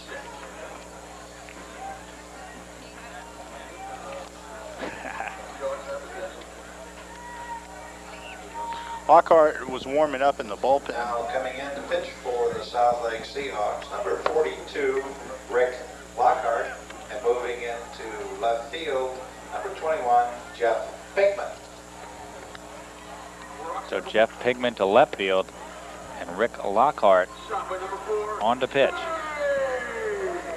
Third pitcher of the day for the Seahawks. Jeff Pinkman now the pitcher of record, but can get the loss if all 3 of these runs cross. We're in the top of the 5th inning. John Sigel, Brian McNichol, and the rest of the Warner crew with you on a beautiful Monday evening at South Lakes Field. I think that's a newly named South Lakes Field.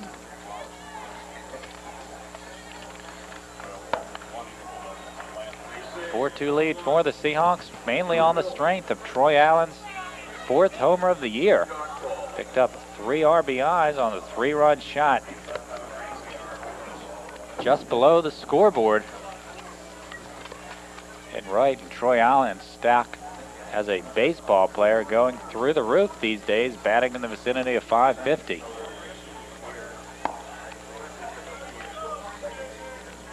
And when you're a left-handed power hitter, you're going to get a lot of looks by colleges and the professional ranks. Something you can't coach. He's a lot more sound of a hitter this year. He's really worked hard on the fundamentals of it, and he doesn't have a lot of time. Basketball went on right till the moment that baseball started this year, so it wasn't like he was able to get in a lot of preseason work on it. Now the thing about this pitching change is 1 walk got Thomas replaced. In 4 innings, 1 walk got Pinkman replaced. So if you're on the mound for South Lakes, you better be there to throw strikes. There's not a lot of tolerance of walks, this pitching staff. Now the infield will play in for South Lakes. No outs, grounder. Troy Allen comes up with it, comes to the plate, and gets the force out. Nice play by Troy Allen. That's an outstanding play. He is on it, throw from his knees. Infield was in, almost beat him. High bounding ball that was hard to handle, and he got up. He got somebody out, saved a run. So Jeremita is out 3-2. And the base is still loaded, but now 1 down. Now Marcus, who's nothing out of 2, fly to right, fly to center. So this is a big series for Herndon if they want to get back. This fly ball probably won't get one in. Drifting back is Haas. He makes the play, and runners have to hold. 2 pitches, 2 outs for Lockhart. And it's up to Mark Rufert. Number 5 hitter, third baseman, number And will Herndon have bases loaded with no outs and get nobody across? That's what Rick Lockhart's trying to accomplish. Rufert has Herndon's only hit a double back in the 4th inning. The other way, a base hit is going to score at least 2 here, at least a base hit to the outfield. ball 1. 1 ball. If he gets something like he did before, that'll clear the bases and give Herndon the lead. 1-0. Rick Lockhart, the 3rd pitcher used by the Seahawks today. Ball 2. Come on, Rick, come on. Rufert batting .361.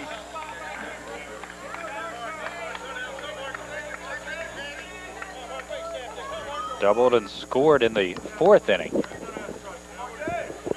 Was knocked in by Craig Robinson's fly ball as the 2-0 pitch on the way, taken for a strike. Strike called. 2 balls, 1 strike in the batter with 2 outs. I think Rufert was going to stay there till he got a strike. Now he swing the bat. Jeremita takes his lead off of 3rd. Has the pitch on the way, breaking ball, misses outside, and the count goes 3-1. Tom Maricol at 2nd and Bobby Hall at first base. Miracle at 3rd, Hall at 2nd, and Justin Kelly on 1st. The bases Courtesy loaded, runner, 2 down and a 3-1 count. which could be a critical deal here because Kelly doesn't run well, and you have a fast guy in there now. And this fly ball should get him out of the inning. Eric Davis in center field makes the play to retire the side. So Lockhart comes in with the bases loaded, no outs. Gets 3 outs. A nice play by Troy Allen defensively to cut down a run. And Herndon unable to score. No runs on no hits. 1 South Lake error and 3 left on. Make that 1 trickling base hit earlier in the inning, but none across, and South Lake's defense comes through, and nice pitching by Lockhart. We go to the bottom of the 5th. The Seahawks still in charge, 4-2. Troy Allen's 3-run homer, the difference, and he also making a difference on the defensive end of things. Good decision making there on that grounder he had to first. He had to make that snap decision. Does he go to the first and try to get a double play going back to second? Really, there weren't a lot of choices open to him. It was a tough play, and it was kind of an unlikely play that he pulled off. But Lockhart couldn't get there from the mound to cover first. He couldn't have beaten the runner to first, and so the play was at home. It'll be the top of the order for the Seahawks: Kemmerer, Haas, and Allen. And still on the mound, Bobby Hall for Herndon, despite having allowed 6 walks. Now leading off. Really has not been hit hard, though. South Lake Seahawks, their second baseman, number 10, John Kemmerer. Now he's allowed 1 hit and about 2 more balls that were well hit. But the 1 hit was a 3-run homer. And right now it's the difference in the game, 4-2. South Lake's going to the bottom of the 5th. Kemmerer 0 for 1 in the ball game, walked and scored in the 3rd.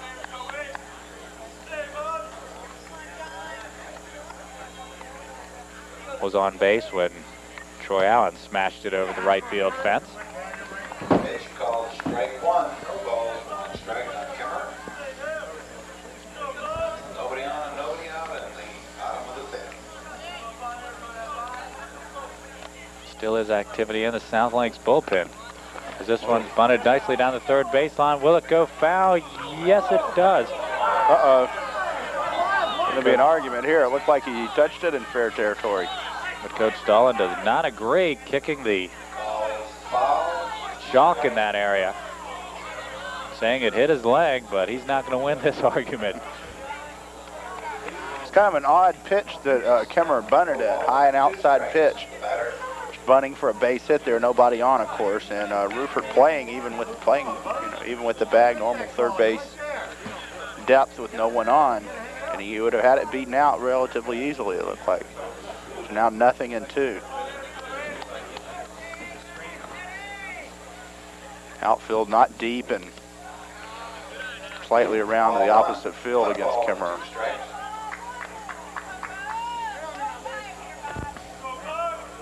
And I think we have a couple of potential pitchers in the South Lakes bullpen playing catch with each other. Does Peter Marks pitch at all? There's no telling who's going to pitch. Grounded. Will it get through the right side of the infield? Yes, it does. Kemmerer rounds and holds. That's the 2nd South Lakes hit of the game. Right field for a single. It's Kemmerer on first. Seeing eye grounder. That ball wasn't crushed either. Third for shortstop. Number 5. Took a long time to get there. Jeremita tried to make a run at it, but it's just a little bit out of his range. And the leadoff man, Kemmerer, is on. Now he has a big lead. Huge lead. He's going. He sold that off Hall. Still it's without a throw. Had a huge lead, got a huge jump. There was no chance. Called strike on the batter. He'd have had a hard time getting him if it had just turned and thrown to second. He took right off. No doubt about it. What John Kemmerer was going to do there, and now he's in scoring position. Seahawks on top, 4-2. Looking to stay undefeated in district play and get their 11th win overall. Quite a turnaround from last year's 3-16 team. Kemmerer dives back into second base. Count still. No balls and 1 strike on the batter.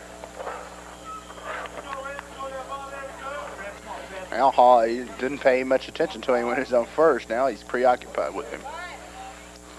And the pitch gets away from the catcher, and Kemmerer on his way to 3rd and unable to make a throw is Justin Kelly. That'll be scored as a wild pitch, but catcher needs to make that play. Ball is not that difficult to keep in front of him. Well, Kemmerer is going to make you work. He was a 1/3 of the way there before any of that even started. You have to make a nice play back there to get him. he'll take chances with his speed. Now the infield in, everybody in on the grass. The 1-1 count. This should get him in. A high fly ball down the left field line. Craig Robinson over to make the play. Kemmerer sprinting towards the plate. The throw coming in, and Kemmerer beats it with ease for the Seahawks' 5th run of the day. RBI sacrifice by Trevor Haas, and the Seahawks on top, 5-2. Herndon Hornets 2. Robinson wasn't able to get his feet set either, kind of just a lofted throw into the infield. Now Troy Allen steps up, 1 out, 1 in for the Seahawks, already with a 3-run lead. That 3-run cushion courtesy of Troy Allen. Well, they got their wish, what you were talking about earlier. They're going to face him with the bases empty. And that is the best way to face him. Ball inside, ball 1. What? Now you even have the Kelly with a wild pitch back to the mound.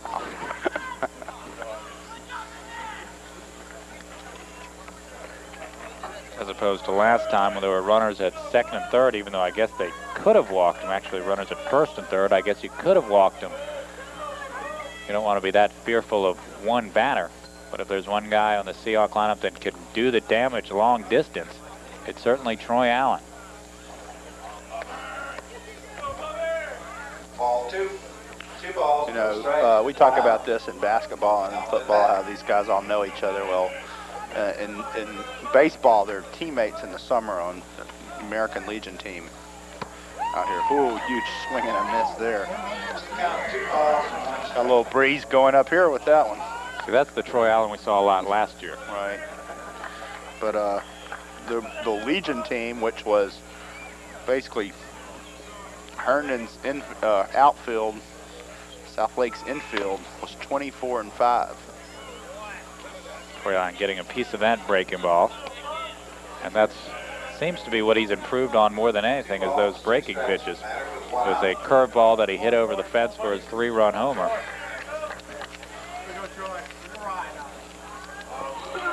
Whereas last year would often look overmatched by those pitches. This year he's hanging in there. He also seems to have a lot more confidence at the plate. And the 2-2 pitch, high and inside, fairly close, and the count goes full. 5-2 Seahawks. We're in the bottom of the 5th inning.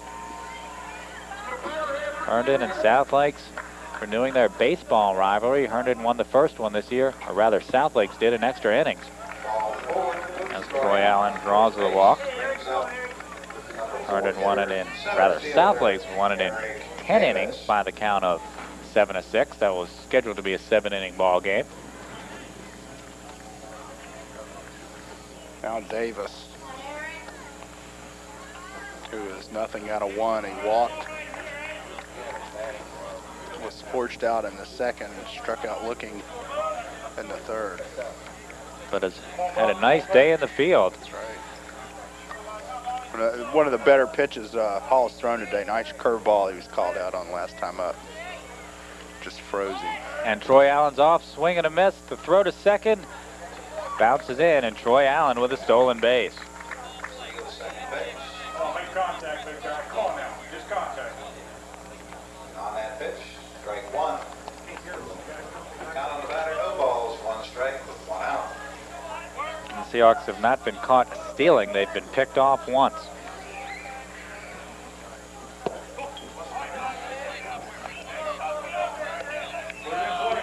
One ball, 1 strike. Batter.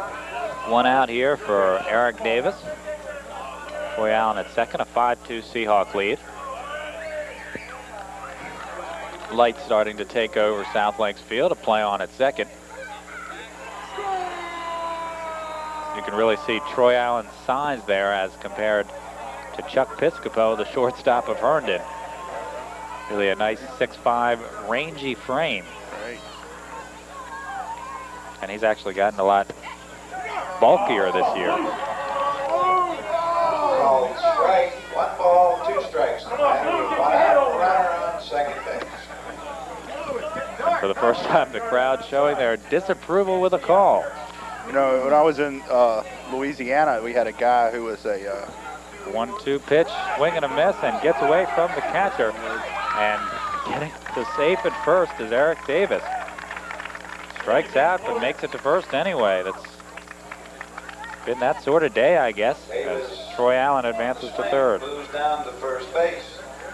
Runner on second over on the corner at third. Brings up number 21, Jeff Pinkman. Was the second strikeout for Bobby Hall, but he'd like to have gotten it out with it. You can't give South Lakes 22 outs, and they've given them a few extras by messing up that pickoff play a little earlier for one. So they've gotten at least 2 or 3 freebies. As Pinkman steps in, runners on the corners, 1 down. Chance to break it open. Ball 1's the count.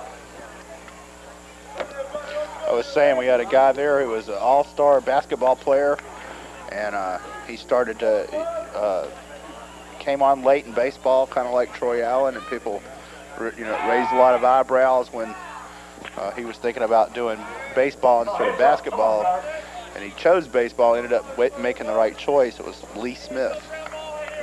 And there's another guy trying that at the professional level these days, a guy by the name of Michael Jordan. That's right. Birmingham Barons. One of his teammates on that team, former Mount Vernon pitcher, Mount Vernon pitcher, Lee Haymaker. Just trying to make her come signed. back. He just signed. I read it in the paper. I thought today. No, he's been there all season. Went to camp with him. He's 36 years old. Did I read? In that vicinity. As the pitch misses outside. 2 balls, no strikes on the bat. With 1 out, runners on Birmingham first. Barons out of the Southern League, playing such noted rivals as the Carolina Mudcats. Chattanooga Lookouts. Long bus rides in that league. As the pitch is on the way. Ball strike, 2 balls, 1 strike and batter. You got a wide corner, bud. Of course, Michael Jordan bought a new bus for the trip and equipped with VCRs. And That's right. So this can really help us win. He did it for competitive advantage. Sure. Right.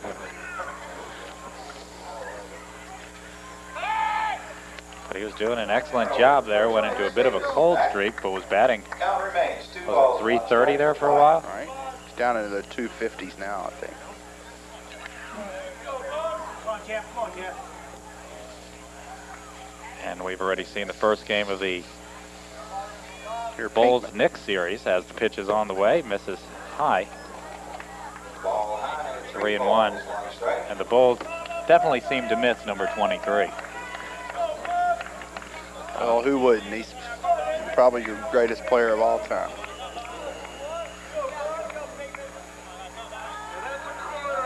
Three balls, 1 strike to count. Runners at the corners, 5-2 Southlake lead, and Jeff Pinkman Ball 4. draws the Pitch 8th walk of the day on first. off of Bobby Hall. Troy Allen on third and brings up number Coach 42, Rick Lockhart. Coach McCullough making a trip to the mound. Will that be it for Bobby Hall? Naturally, given a moment of timeout, South Lakes calls a meeting. Yeah, you're there. Let's see if they have any player personnel changes. This may be just general discussion, dinner plans.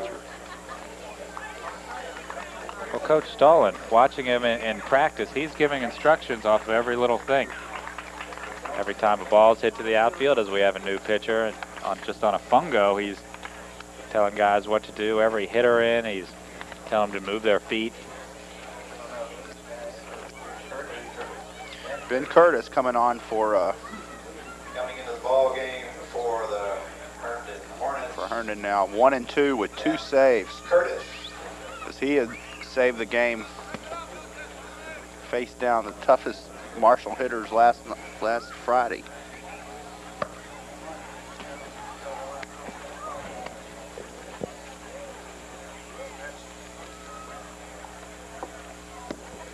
If you're just joining us, you're watching Warner Cable's presentation of South Lakes baseball taking on Herndon. The whole Warner crew at the South Lakes field. John Siegel and Brian McNichol in the announcer's seat. Charlie Good doing the directing. Tom Bartelt overseeing things. Michael Hamilton and the rest of the crew coming out to see a little baseball. A rite of spring, if you will. As it starts to get a little cooler here as the sun goes down. Curtis, a breaking ball pitcher, a sophomore, his first year, not on the varsity, not an overpowering pitcher, but he throws strikes, gets the ball over, and that's what he's here to do now. There's only 5 walks in 12 innings and 20 strikeouts, a 4-to-1 ratio, which is outstanding in high school. Any high school coach will take a 4-to-1 ratio. And he's really being asked to keep Herndon in the ball game, down by 3 already. Seahawks have the bases loaded and only 1 out. So 3 is striking distance, much more than that, and you're in serious trouble. Facing number 42, Rick Lockhart. Lockhart 0 for 1 in the game, flew out to center his first time at bat. Buddy, you know how he throws now. Come on, buddy, you've seen him. Ideally, Herndon looking for a double play as the infield is in. They're playing in. They're not playing for 2. Can't afford to give up that run here. First baseman Bob Marcus on the infield grass. Rest of the infielders right on the edge of the grass as the pitch taken high. Pitch in there for a ball 1.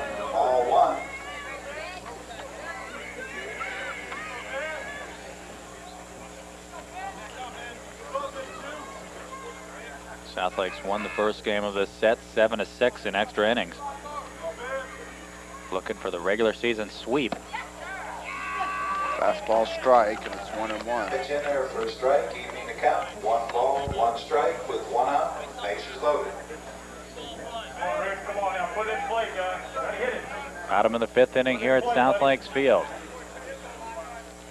1-1 pitch, way high. Ball 2, 2 balls, 1 strike. Your pitch, Rick. Your pitch, buddy. Come on now. You know, I almost wonder about I've seen so many curves that didn't bite today. If those balls got rubbed up with enough mud or whatever, it seems like they're having a little trouble gripping them. This one, a blooper drops in behind the shortstop for a base hit. Troy Allen scores yet another run coming across the plate. And scoring easily is Jeff Pinkman from second. Seahawks now lead 7-2. Next score, Southlake 7, Hornets 2. Runners on first and second brings up A 2 RBI single for Rick Lockhart, knocking in Troy Allen. Casa Grande. Well, that's the bad part of having the infield in. If the infield's not in, that's an easy out. I guess that was Eric Davis that also came around to score. Right, Pinkman on second now. Pitch called ball. Well, that would have been a tough play even with the infield back, or a double play depth anyway. But not a chance with the infield in. Right. Zach Casagrande at bat, and this one's fouled into right field area. Bob Marcus over to make the play for the second out of the inning. Brings up the catcher, number 30, Dave Barr. Come on, Dave.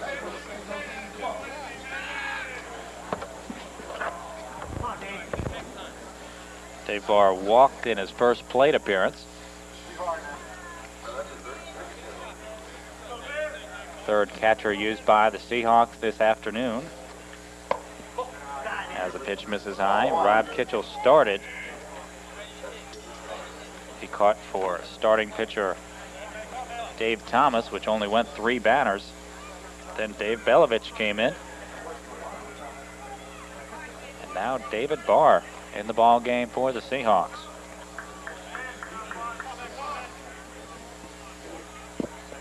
One ball, no strikes. Men on first and second. 2 down as the strike is taken. All right, Dave, get Double over. count, 1 ball, 1 strike, 2 outs. Runners on first and second. Come on, Dave. So the Seahawks have taken advantage when they've had the opportunities. Herndon's had a couple opportunities, but haven't been able to convert them for much. Particularly having bases loaded, no outs, not long ago. 2 balls, 1 strike. Back in the top of the 5th inning, they had bases loaded, no outs. But yet Herndon couldn't get a single run across. Lockhart halfway to second over there. 2-1 pitch, fouled back to the screen. Strike two, 2 balls, 2 strikes, 2 out.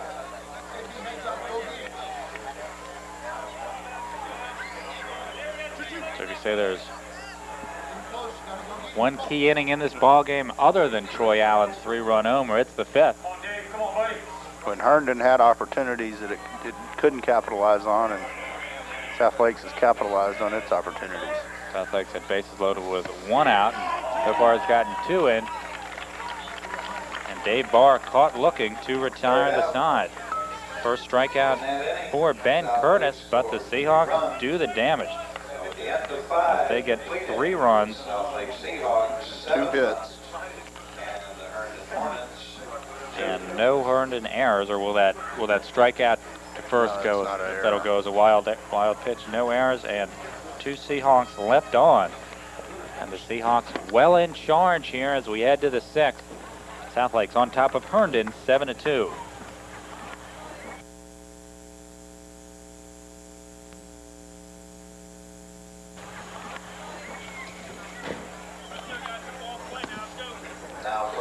Don't look now, John, but I see Coach Stalin reporting some lineup changes.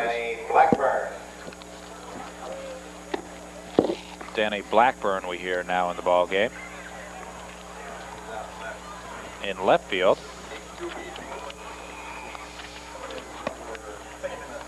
So he will be the 4th left fielder.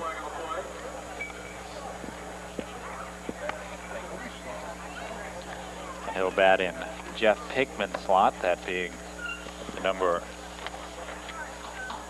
5 slot. That's interesting because it means he can't go back to Pinkman. He's out of the game. Which means that if they cast their lot with Lockhart finishing the game.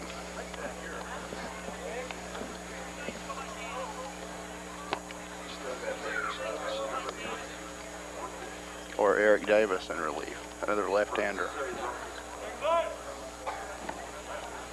Or he could bring back the starter, Thomas. He likes to have his options open, and I guess considering you have 4 games this week, he wanted to give Jeff Pinkman some rest. As soon as he gave up a walk, it gave good reason to give him a rest. But once they clinch to those games, it's not likely to use Pinkman a lot anyway. If they win tonight, you know, the rest they'll be free to do whatever they want to do. I would imagine he might work a few innings just to stay loose later in the week, but it's not the big crush, it seems like, because winning becomes secondary at that point. Of course, they'd love to stay undefeated in the district, but that is not the most important thing. Right. Chuck Piscopo, Craig Robinson, and Jeremy Delk due up for the Hornets, trailing 7-2. As this one's fouled back over the press box. Stung Piscopo's hand a little bit. He laid the bat down. Brian McNichol nearly making a diving catch to come up with that one.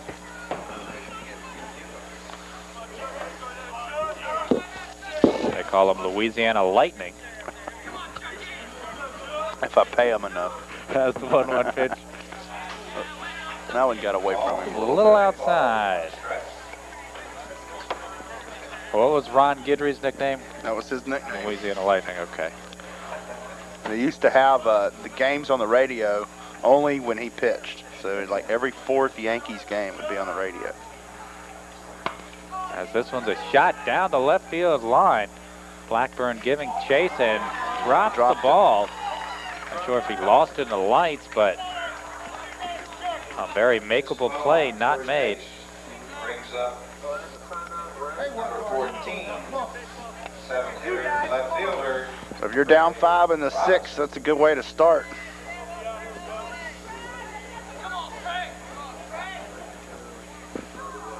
So Craig Robinson coming to bat. Robinson 0 for 1, an RBI sacrifice back in the 4th. Hornets just looking for base runners, down by 5 in the 6th inning. Seahawks just looking for 6 more outs for the win. As we were talking a little bit before, the Seahawks would love to keep their Great Falls undefeated record intact, but that's secondary to postseason play at this point.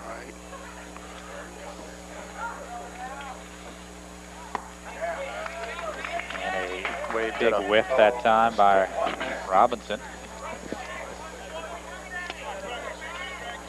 A pinch runner on first for Herndon. It's like Joe Szymanski, and he has a huge lead. Roll the first, running back at the time. Count no balls and 1 strike. But you tend to doubt he'd be running Right. in any kind of situation down by 5 this late in the ball game. Stutter step there. Almost got picked off. So Jeff Pigman, the pitcher of record for the Seahawks, on track for the win. And he is off. This one fouled back. Strike 2. No balls and 2 strikes. Top of the 6th. And I think if we didn't have a screen, that would have hit you in the head. South Lake over Herndon. Thank goodness for the screen in that case. The modern luxuries we take for granted. Don't appreciate it till you need it. No balls, 2 strikes to Robinson. Szymanski goes back to first, but he's going now. The throw is high and into shallow center field. Nice backup by shortstop Haas, but a steal by Piscopo, and I guess the thinking there. It's Szymanski. They pinch ran. Runner on second. Steal by Szymanski. I guess the thinking is stay out of the double play. That's right. Also, if you're gonna, burn a guy like that, then you should at least let him do what he's in there to do. 2 balls, 2 strikes, but if he gets caught stealing, that's a terrible mistake. One of your outs. Right. But of course, with Szymanski's speed, fly ball into shallow right. Coming in and making the play is Casagrande. Holding up at second is Piscopo. For the first out.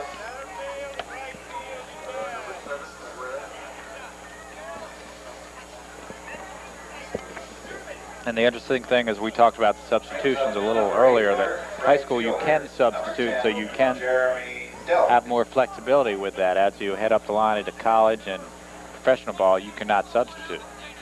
Or once you're out of the game, you're out. And not making the throw as Barr decides the better of it.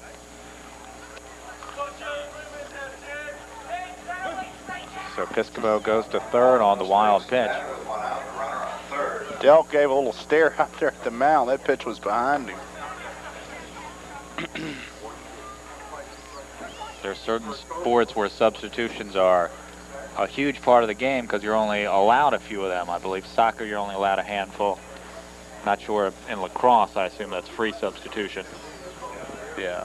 As far as we know. And baseball, usually once you're out of the game, you're out. You're out of the game, that's right. Amateur baseball, though, has got this once out and back in thing. But can you come in a different batting order? No, only in that place in the order. Okay. And reserves can't do it. If you don't start the game, you can only go out once. So Jamie Stalin has had his meeting. Count 1 ball, no strikes to batter, number 10, Jeremy Delk. Delk 0 for 2 on the day, but his last one was a sharp liner to center field. Only a nice play by Eric Davis. Kept it from being a base hit. Ball 2.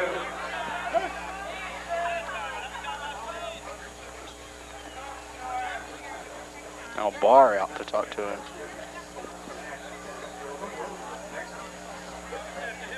Come on, Rick, get back in. Come on, buddy. Hey, hit the ball. Here we go. 2-0, 1 out, 7-2, South Lakes in the 6th. Fastball for a strike, and I'm sure that's exactly what Coach Stalin told him to do. Just throw strikes, and let's put this one in the books. For the 6th.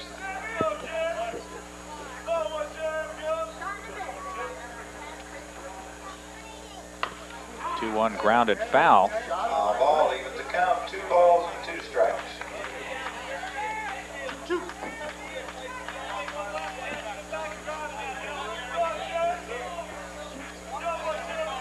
Outfield not deep. Hey, you gotta squeeze it. Go get it. Come on.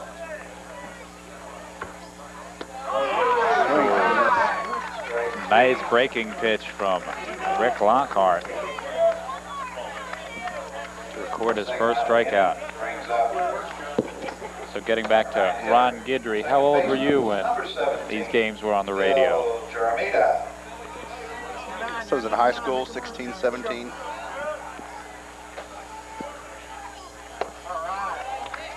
And I guess another up-and-coming Louisianan, even though he's practically there, Ben McDonald. That's right.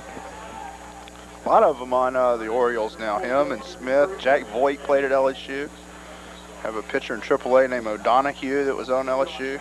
Well, LSU has had a ton of them. Of course, Joey Bell. Joey Bell. Who I saw play in high school. His father's a high school baseball coach. 0-2 is Lockhart coming right after Jeremita. 2 down here in the bottom of the 6th inning, and a pretty good shot there, giving chase is Casagrande. Can't come up with it. Heading on to second is Jeremita. The throw in that direction, but it's wide. And a legitimate double for Phil Jeremita. Jeremita on that play ends up on second base with Szymanski scoring. Szymanski came across to score as he was pinch running for Piscopo, so a run in for Herndon, making it 7-3. Now looks like we're going to have a pitching change. It's going to be Troy Allen, it looks like. Troy Allen getting his pitching glove. Now coming in to pitch for South Lakes, number 44, Troy Allen. Going to first base, number 44, Rick Lockhart. And a new first baseman, or at least a switch, Rick Lockhart coming from first.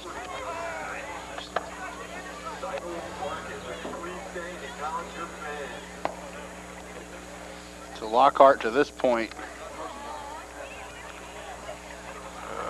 looks like 1 walk, no hits, 1 hit just now, 1 strikeout, and 1 unearned run, and Jeremita is his responsibility.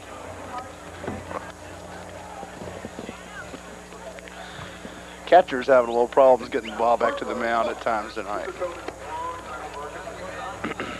So the 4th pitcher to be used by the Seahawks is Troy Allen. They rode his bat to a 3-run homer at the big blow in this ball game, and they'll try to ride his arm for the distance. Troy getting quite a workout from Dave Barr trying to get the ball back to him here. And from the helping him work up a little sweat. He's got Mackey Sasser disease. Tap it on the ground 3 times or something. Troy looks like pretty much a fastball pitcher from his warm-up pitches. Warner Cable's presentation of South Lakes baseball. We've seen Troy Allen in basketball quite a bit. Now we'll see him on the mound.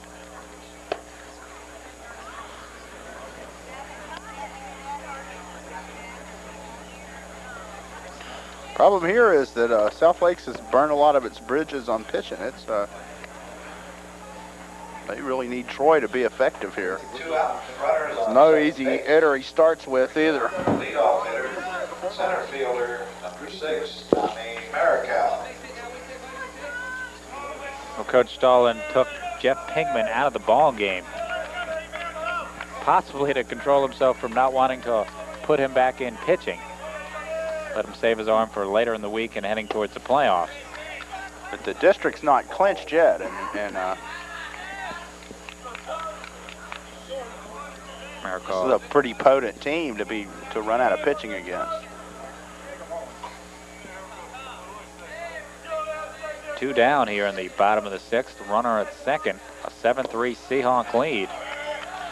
Miracle doesn't like to take pitches, but I could see him taking one. Well, a new pitcher in the ball game, Troy Allen, not a natural pitcher.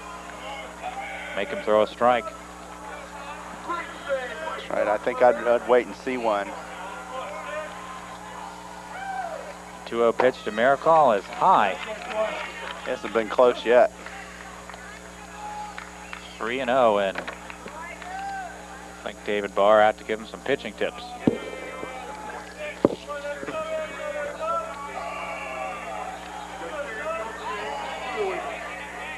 Of course, if they can get just one out here, though, go into the last inning with a 4-run lead, then I guess we could see just about anybody on the mound in the 7th. 3 balls, 1 strike, 2 out. It's a lot of hanging on to do, though. 3-1. There's no red light on now. Jeremita takes his lead off a second. The pitch on the way. A high fly ball and a shallow left. Blackburn coming in, having some trouble, but finally comes up with it to retire the side. An adventure out there, but Blackburn coming up with it. Herndon does get 1 run on 1 hit, 1 South Lakes error, and 1 left on. We go to the bottom of the 5th inning, make that the 6th inning. Coach Stalin and the Seahawks on top 7-3.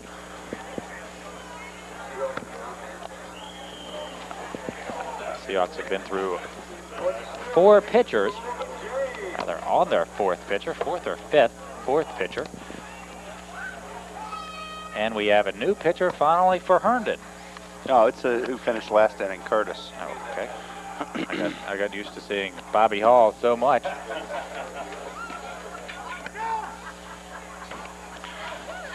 And yet another South Lakes team meeting.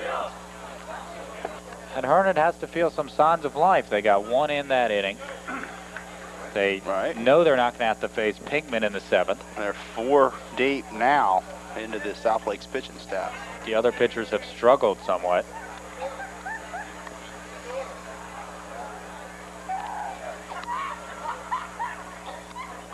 As the concession stand has one of the best seats in the house, you saw from that angle. Now the key here for Herndon is for Curtis to throw strikes and hold them.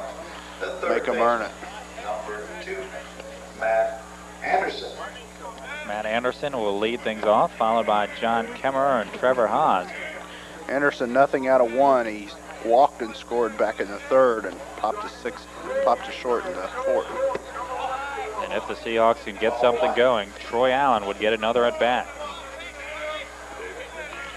Now action down in the South Lakes bullpen. Looks like it'll be It should come as no surprise. looks like it'll be double barrel action as 2 pitchers getting loose. 1 strike.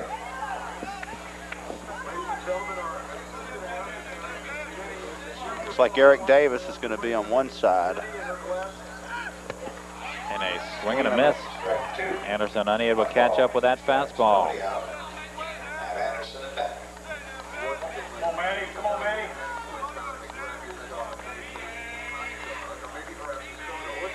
The 1-2 pitch from Curtis. This one grounded back through the middle. Base hit for Matt Anderson. Single left middle, puts Anderson on first.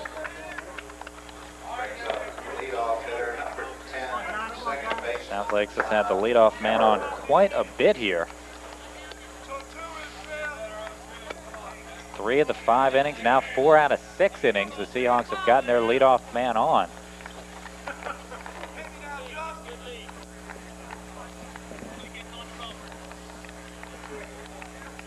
Kemmerer up for the 4th time. He's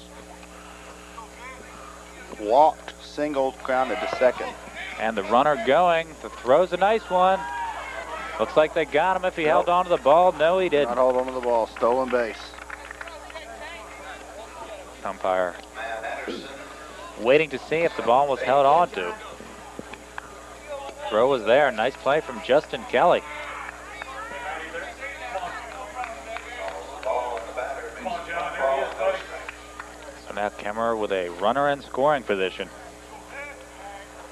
None down here in the bottom of the 6th. This one a tough play at shortstop and unable to make it is Piscopo. That ball just took a funny hot as soon as it hit the dirt. An odd spin to begin with coming off the bat. And brings up Infield hit.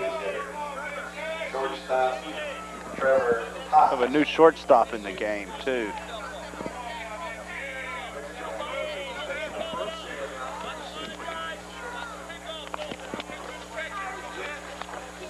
Looks like Jason Masita. Piscopo is lifted for a pinch runner. Jason Masita. Curtis in a jam now, 2 on and nobody out. Back to him. Got a chance for some help here. Goes to third for the tag out. Whoa. Back to the pitcher, throw to third. So Matt Anderson out at third. Brings up first base to the pitcher, number 44, Troy Allen. Now Troy Allen coming to bat. Ruford has been a catcher almost his whole life.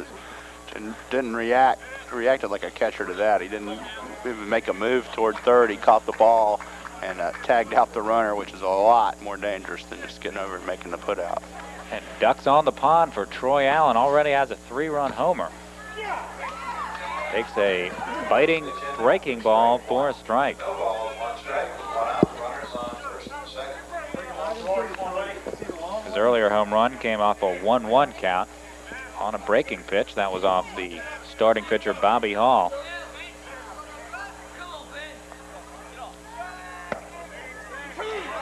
That one caught the corner as well. Cut right back across. 0-2. Ben Curtis clearly has that curve working in. Has a lot of confidence in it too. Doesn't mind throwing it to the best hitters and does it for strikes. No balls, 2 strikes. Palin 1 down here. And this one goes right to the shortstop. Masita catches the soft liner to retire Troy Allen. For the second out of the inning.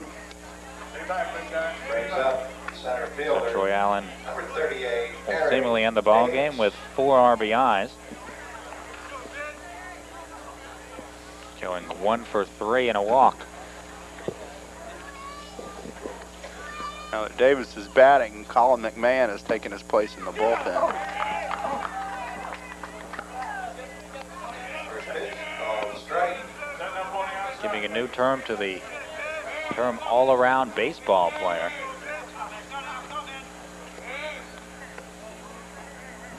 Used to be just fielding and hitting. If you're a Seahawk, you better add pitching.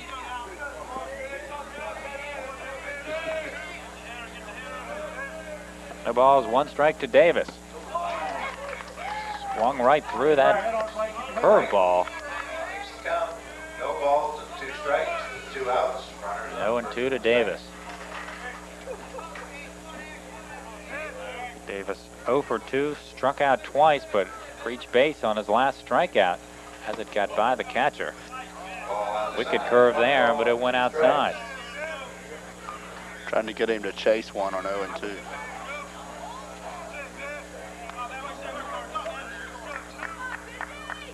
Eric Davis, though, has had a big game defensively for South Lakes. Swing and a miss. third out of the inning. Wow. That inning, And that'll do it for the Seahawks. No runs on 2 hits, South Lake Seahawks. no Herndon errors, and Hornets 3. 2 left on. Into the top of the So the 7th Seahawks inning. only have to get Herndon here in the top of the 7th, and that'll do it. Now Seahawks would go catching 9-0 in South district Lakes, play, number and it'll be 19, Troy Allen. Goddard. Whoa! First warm up almost up here. Troy Allen, a menacing sight on the mound at 6'5". And the mound's, Back in how many, right field, what, a foot up or so? number 17. So it's a big guy really coming down at you. Elder. He's got that wildness thing working as well. Scott Elder, who started the game in right field, has gone back in. Justin Goddard now batting in the 8th position. Came in for David Barr. 4th catcher. And we have another catcher in. Right. Justin Goddard, the 4th catcher. So it's like the old Steve Carlton, Tim McCarver days. Every pitcher gets his own catcher in South Lakes, their own personal receiver.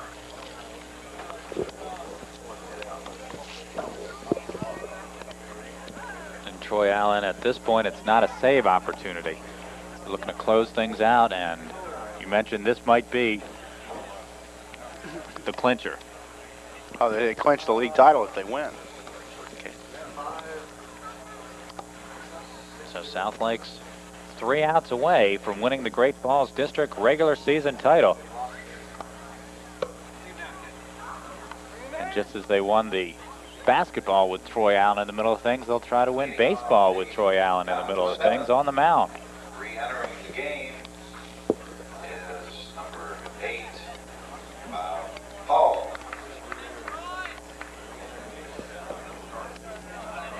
I understand Bob Hall back in the game, and he will the end of Curtis. bat.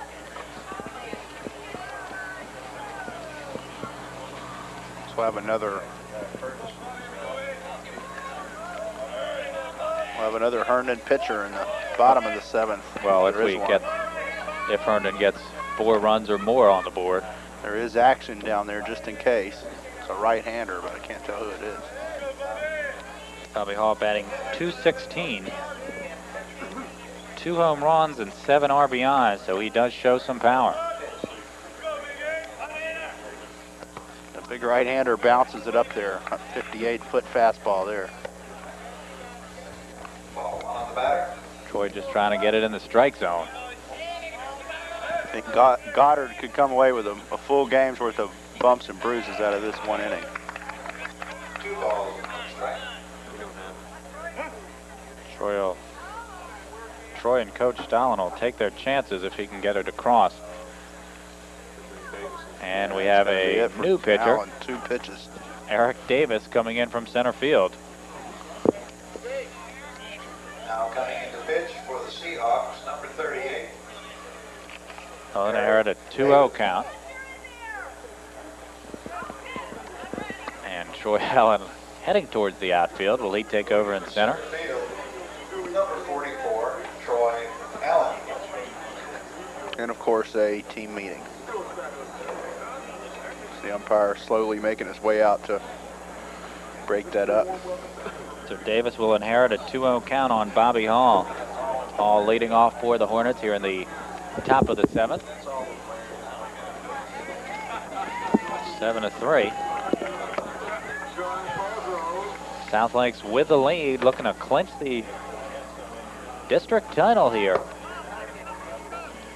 Even though they have 3 more district games to play, the Seahawks undefeated in district play, 8-0.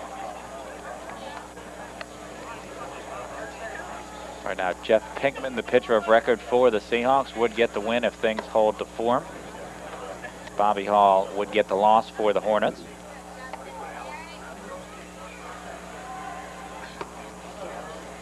And see if Eric Davis can throw strikes and end the ball game.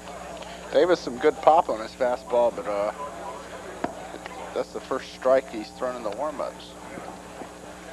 Looks like he's a little wild high as well.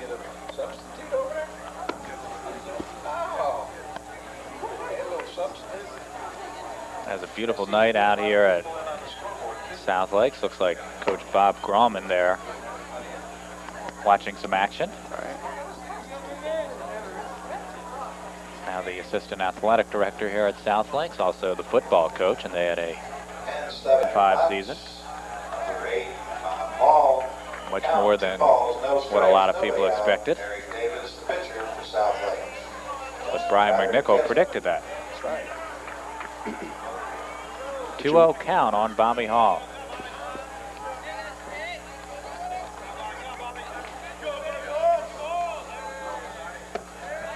And a strike off the arm of Eric Davis, and it's just what the Seahawks are looking for.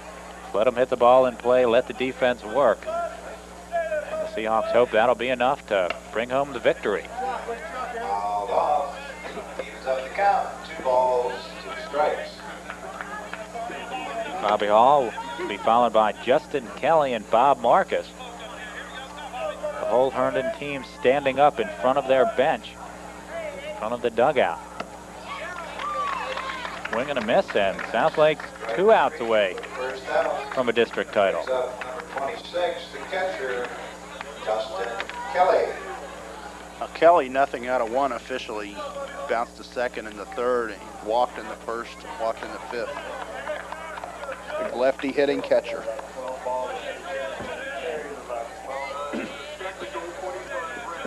Hornets having a very good year as well, and you may hear from them as we head towards the playoffs, but this will officially eliminate them from regular season championship possibilities if this holds to form, coming in 6-4 in the district.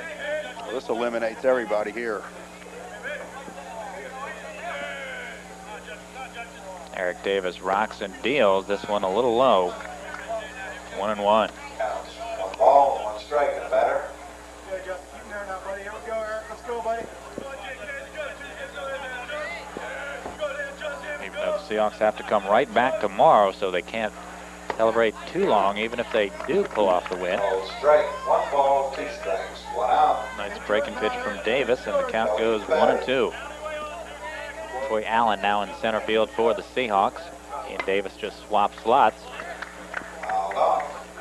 Count remains, one ball and two strikes.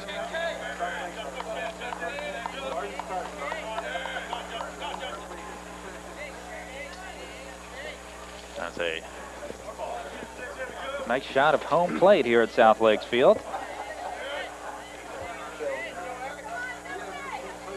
Battle of Reston Herndon so far. The Seahawks getting the better of it. And Justin Kelly strikes out, second strikeout victim of Eric Davis. The Hornets are down to their last out.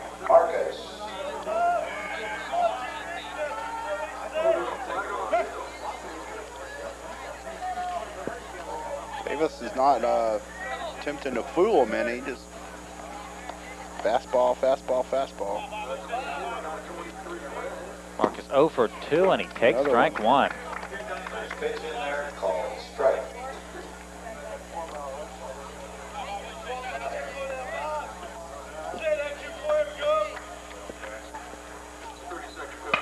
This one is shot to second. Nice one hop handled by Kemmerer to retire the side, and the Seahawks have won it, clinched the district championship, a 1-2-3 inning by Eric Davis, and the Seahawks deserve congratulations on a great year so far, improving to 11-3, 9-0 in district play, and they are the champions. I'd like to thank Brian McNichol for dropping by and providing his expertise on the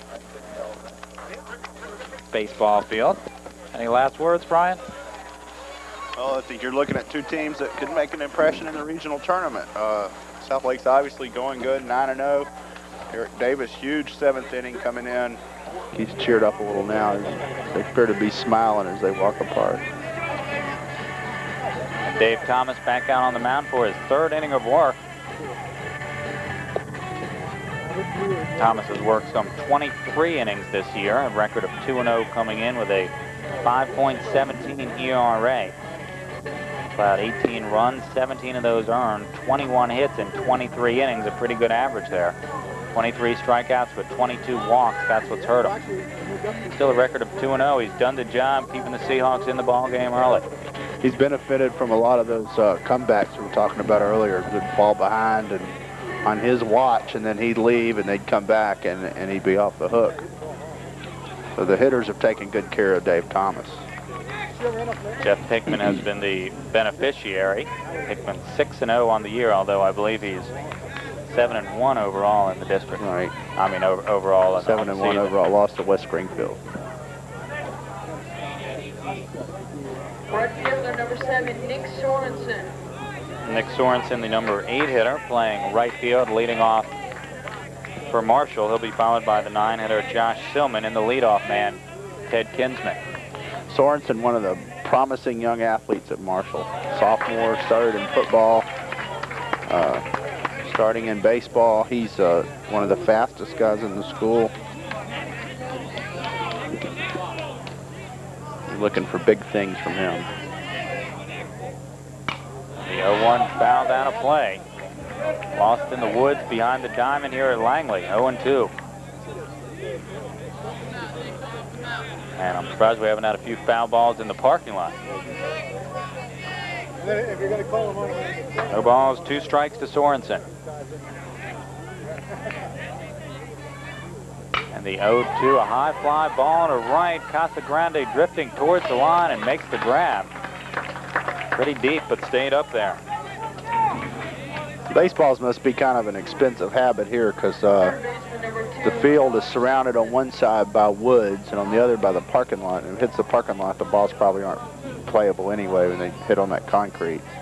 And if it goes off anywhere to the right field side of home plate, it goes into thick woods, and they don't get those back. Down the line in right field beyond where you saw the Warner cable truck, there's bullpens, and there's some area that they could get a ball back, but not a lot. Josh Stillman takes a pitch way high. 1 ball, no strikes, 1 down.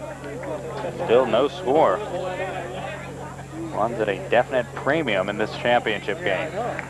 Nice crowd on hand. Bit of a muggy day for this title game. 1 ball, 1 strike to the third baseman. Some lacrosse going on in the distance here at Marshall High School, taking place on the football field. I guess it's the lacrosse/soccer field in the spring. 1-1 pitch, swung on and missed. A little behind the Thomas fastball that time. You can see a lot of the crowd right there, and also through much of the park, the fences being lined as this one grounded to Haas at short, handles it cleanly. Goes over to Allen for the out.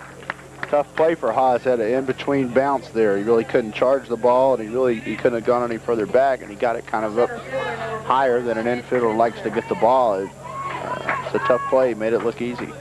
So through the entire order once, Dave Thomas has allowed but 1 hit, and that one a grounder through the infield by Joe Burnham.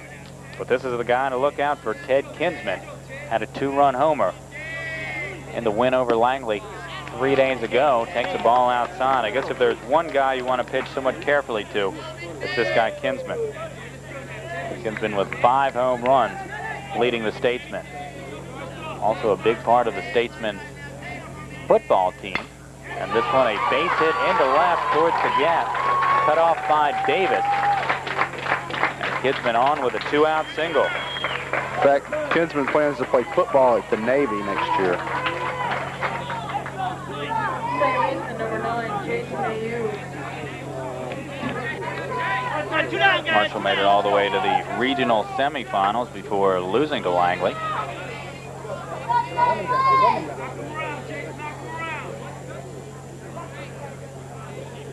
And won the Great Falls District football. Has Ayu been at bat? Jason 0 for 1 on the day, struck out his first time up. Only strikeout so far recorded by Thomas, so Thomas has been drawing a lot of pop-ups. As a throw back to first, diving back safely is Kinsman. Kinsman also known to motor out there.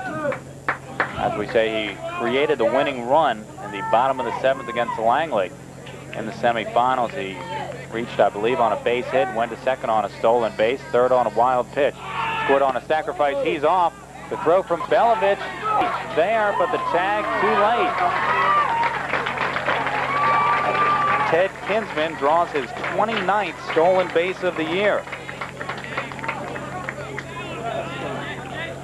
He stole that one off of Thomas. Thomas had him the pitch before. He made a pickoff move. It didn't show him the good move, and Kinsman crossed his feet the wrong way and had a chance to get him out if Thomas would have been showing the good move that time. He didn't. Then he almost ignored him that time, and you can't ignore a runner like that. He has a long delivery to home plate anyway, and it really hurt him. No balls, 2 strike, the count to Ayub. 2 down, so the Seahawks just trying to take care of Ayub and keep the game scoreless. We're in the top of the 3rd inning. Pitchers battle so far in the Great Falls Championship. What you gotta do is run into one of them. Gotta have physical contact. No balls, 2 strikes. Thomas from the stretch steps off the rubber and doesn't throw to second. You can see a good part of the crowd there, as well as lining the fences and in the outfield as well. And some of the lacrosse people getting a glimpse of this championship game out beyond the left field fence. Two-strike pitch grounded to first. Troy Allen has the two-hopper and makes the play unassisted. So once again, a strong inning by Dave Thomas. No runs on one hit, none left, and one left on. Thomas doing the job, has allowed only 2 hits through 3 innings, and they've been not consistent. So a couple runners left stranded so far by the Statesmen. And the Seahawks will try to generate some offense here in the bottom of the third. Marshall and Southlake scoreless after 2.5. Lights are on here at Langley as sun starts to go down. A great field over here at Langley. A nice look at the parking lot, the high school building over there beyond the South Lakes dugout. A beautiful night here at the McLean area.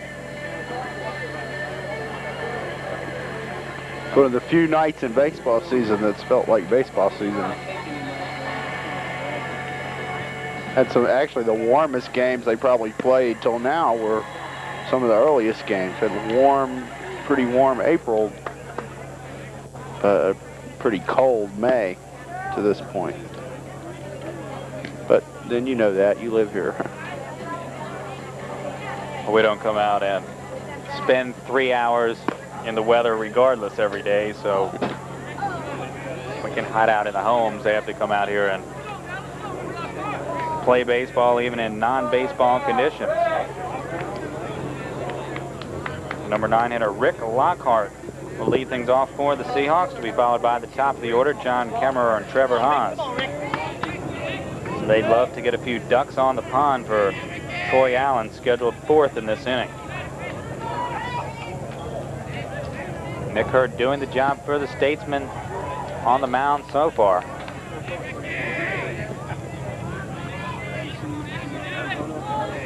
Lockhart takes a ball. 2 balls, no strikes. Seahawks have drawn 1 walk off of Hurd. That was Trevor Haas back in the first inning before he was stranded at second. The Seahawks have left 2 runners at second, as a matter of fact. I think you'll see a take sign here for all time. 3 balls, no strikes. Jamie Stalen in the third base coaching box, giving the signs, and ball 4 taken high by Lockhart. The cardinal sin, if you're a pitcher, to give up a leadoff walk. This will bring John Kemmerer to bat.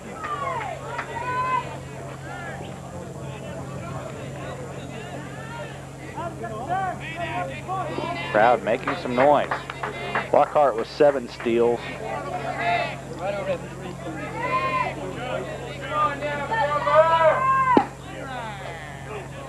Strike taken, so Nick Herr, the sophomore, not shaken by the walk on 4 balls. And the count goes 0-1 to Kemmerer. Kemmerer flew out on a soft liner to short his first time at bat. It was really a pretty nice play by Natterson. This one grounded to first. Up with it, Cannon makes the only play he can over to first, advancing to second on the play is Lockhart. So they run out of the double play there. They had started Lockhart. It looked like hit and run. It looked like Kemmerer was obliged to get the bat on the ball, but rather than try to bunt him over, they went ahead and played hit and run. They end up with the same result, runner second and one out. There he is, Trevor. Hit scores him now, buddy. Not a bad place to be for the number 2 hitter, Trevor Haas. Haas walked his first time at bat.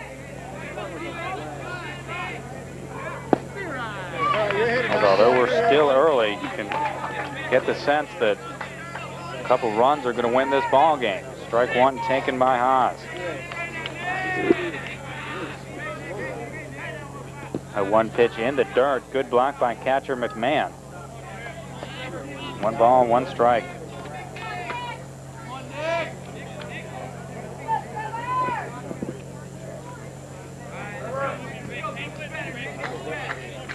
Last inning, the Seahawks ended up with Dave Thomas stranded at second. In the first, Trevor Haas was stranded at second as strike 2 is taken.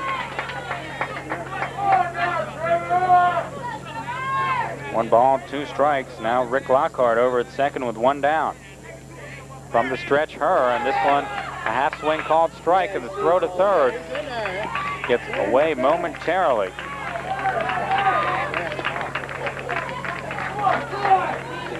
And over at first base is Trevor Haas. I believe he gets on as a result of the strikeout. That's right. So they run out of trouble twice in this inning by having the steal on there. They forced Marshall to not be able to try to get Haas after the third strike was dropped. There's runners on the corner with one out now. Does go as a strikeout for her. Now Troy Allen in at bat, not the guy you want if you're the statesman in this situation. Allen batting .368, 4 homers, and 15 batted in coming into the tournament. Haas with 16 steals, almost sure to go here soon. And this one grounded to the right side of the infield. The statesmen go for 2, and they won't get it as the ball can't be handled over at first by Cannon. A nice play by Addison to try to turn the double play, but Rick Lockhart scores the first run of the ball game. RBI for Troy Allen. Allen's 16th RBI of the year.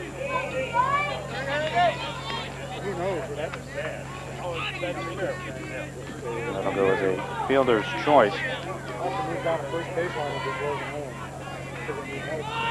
And Allen is off as this one's grounded through the left side of the infield for a base hit. Allen rounding second, on his way to third. No throw in that direction. Allen was off on the pitch, and as a result, the shortstop Madison was going over to second to cover the stolen base throw, and the ball went right where he was.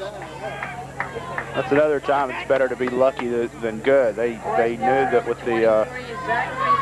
Davis up, left-handed batter up, that the shortstop would be covering, and he just socked it through the right side. Wow.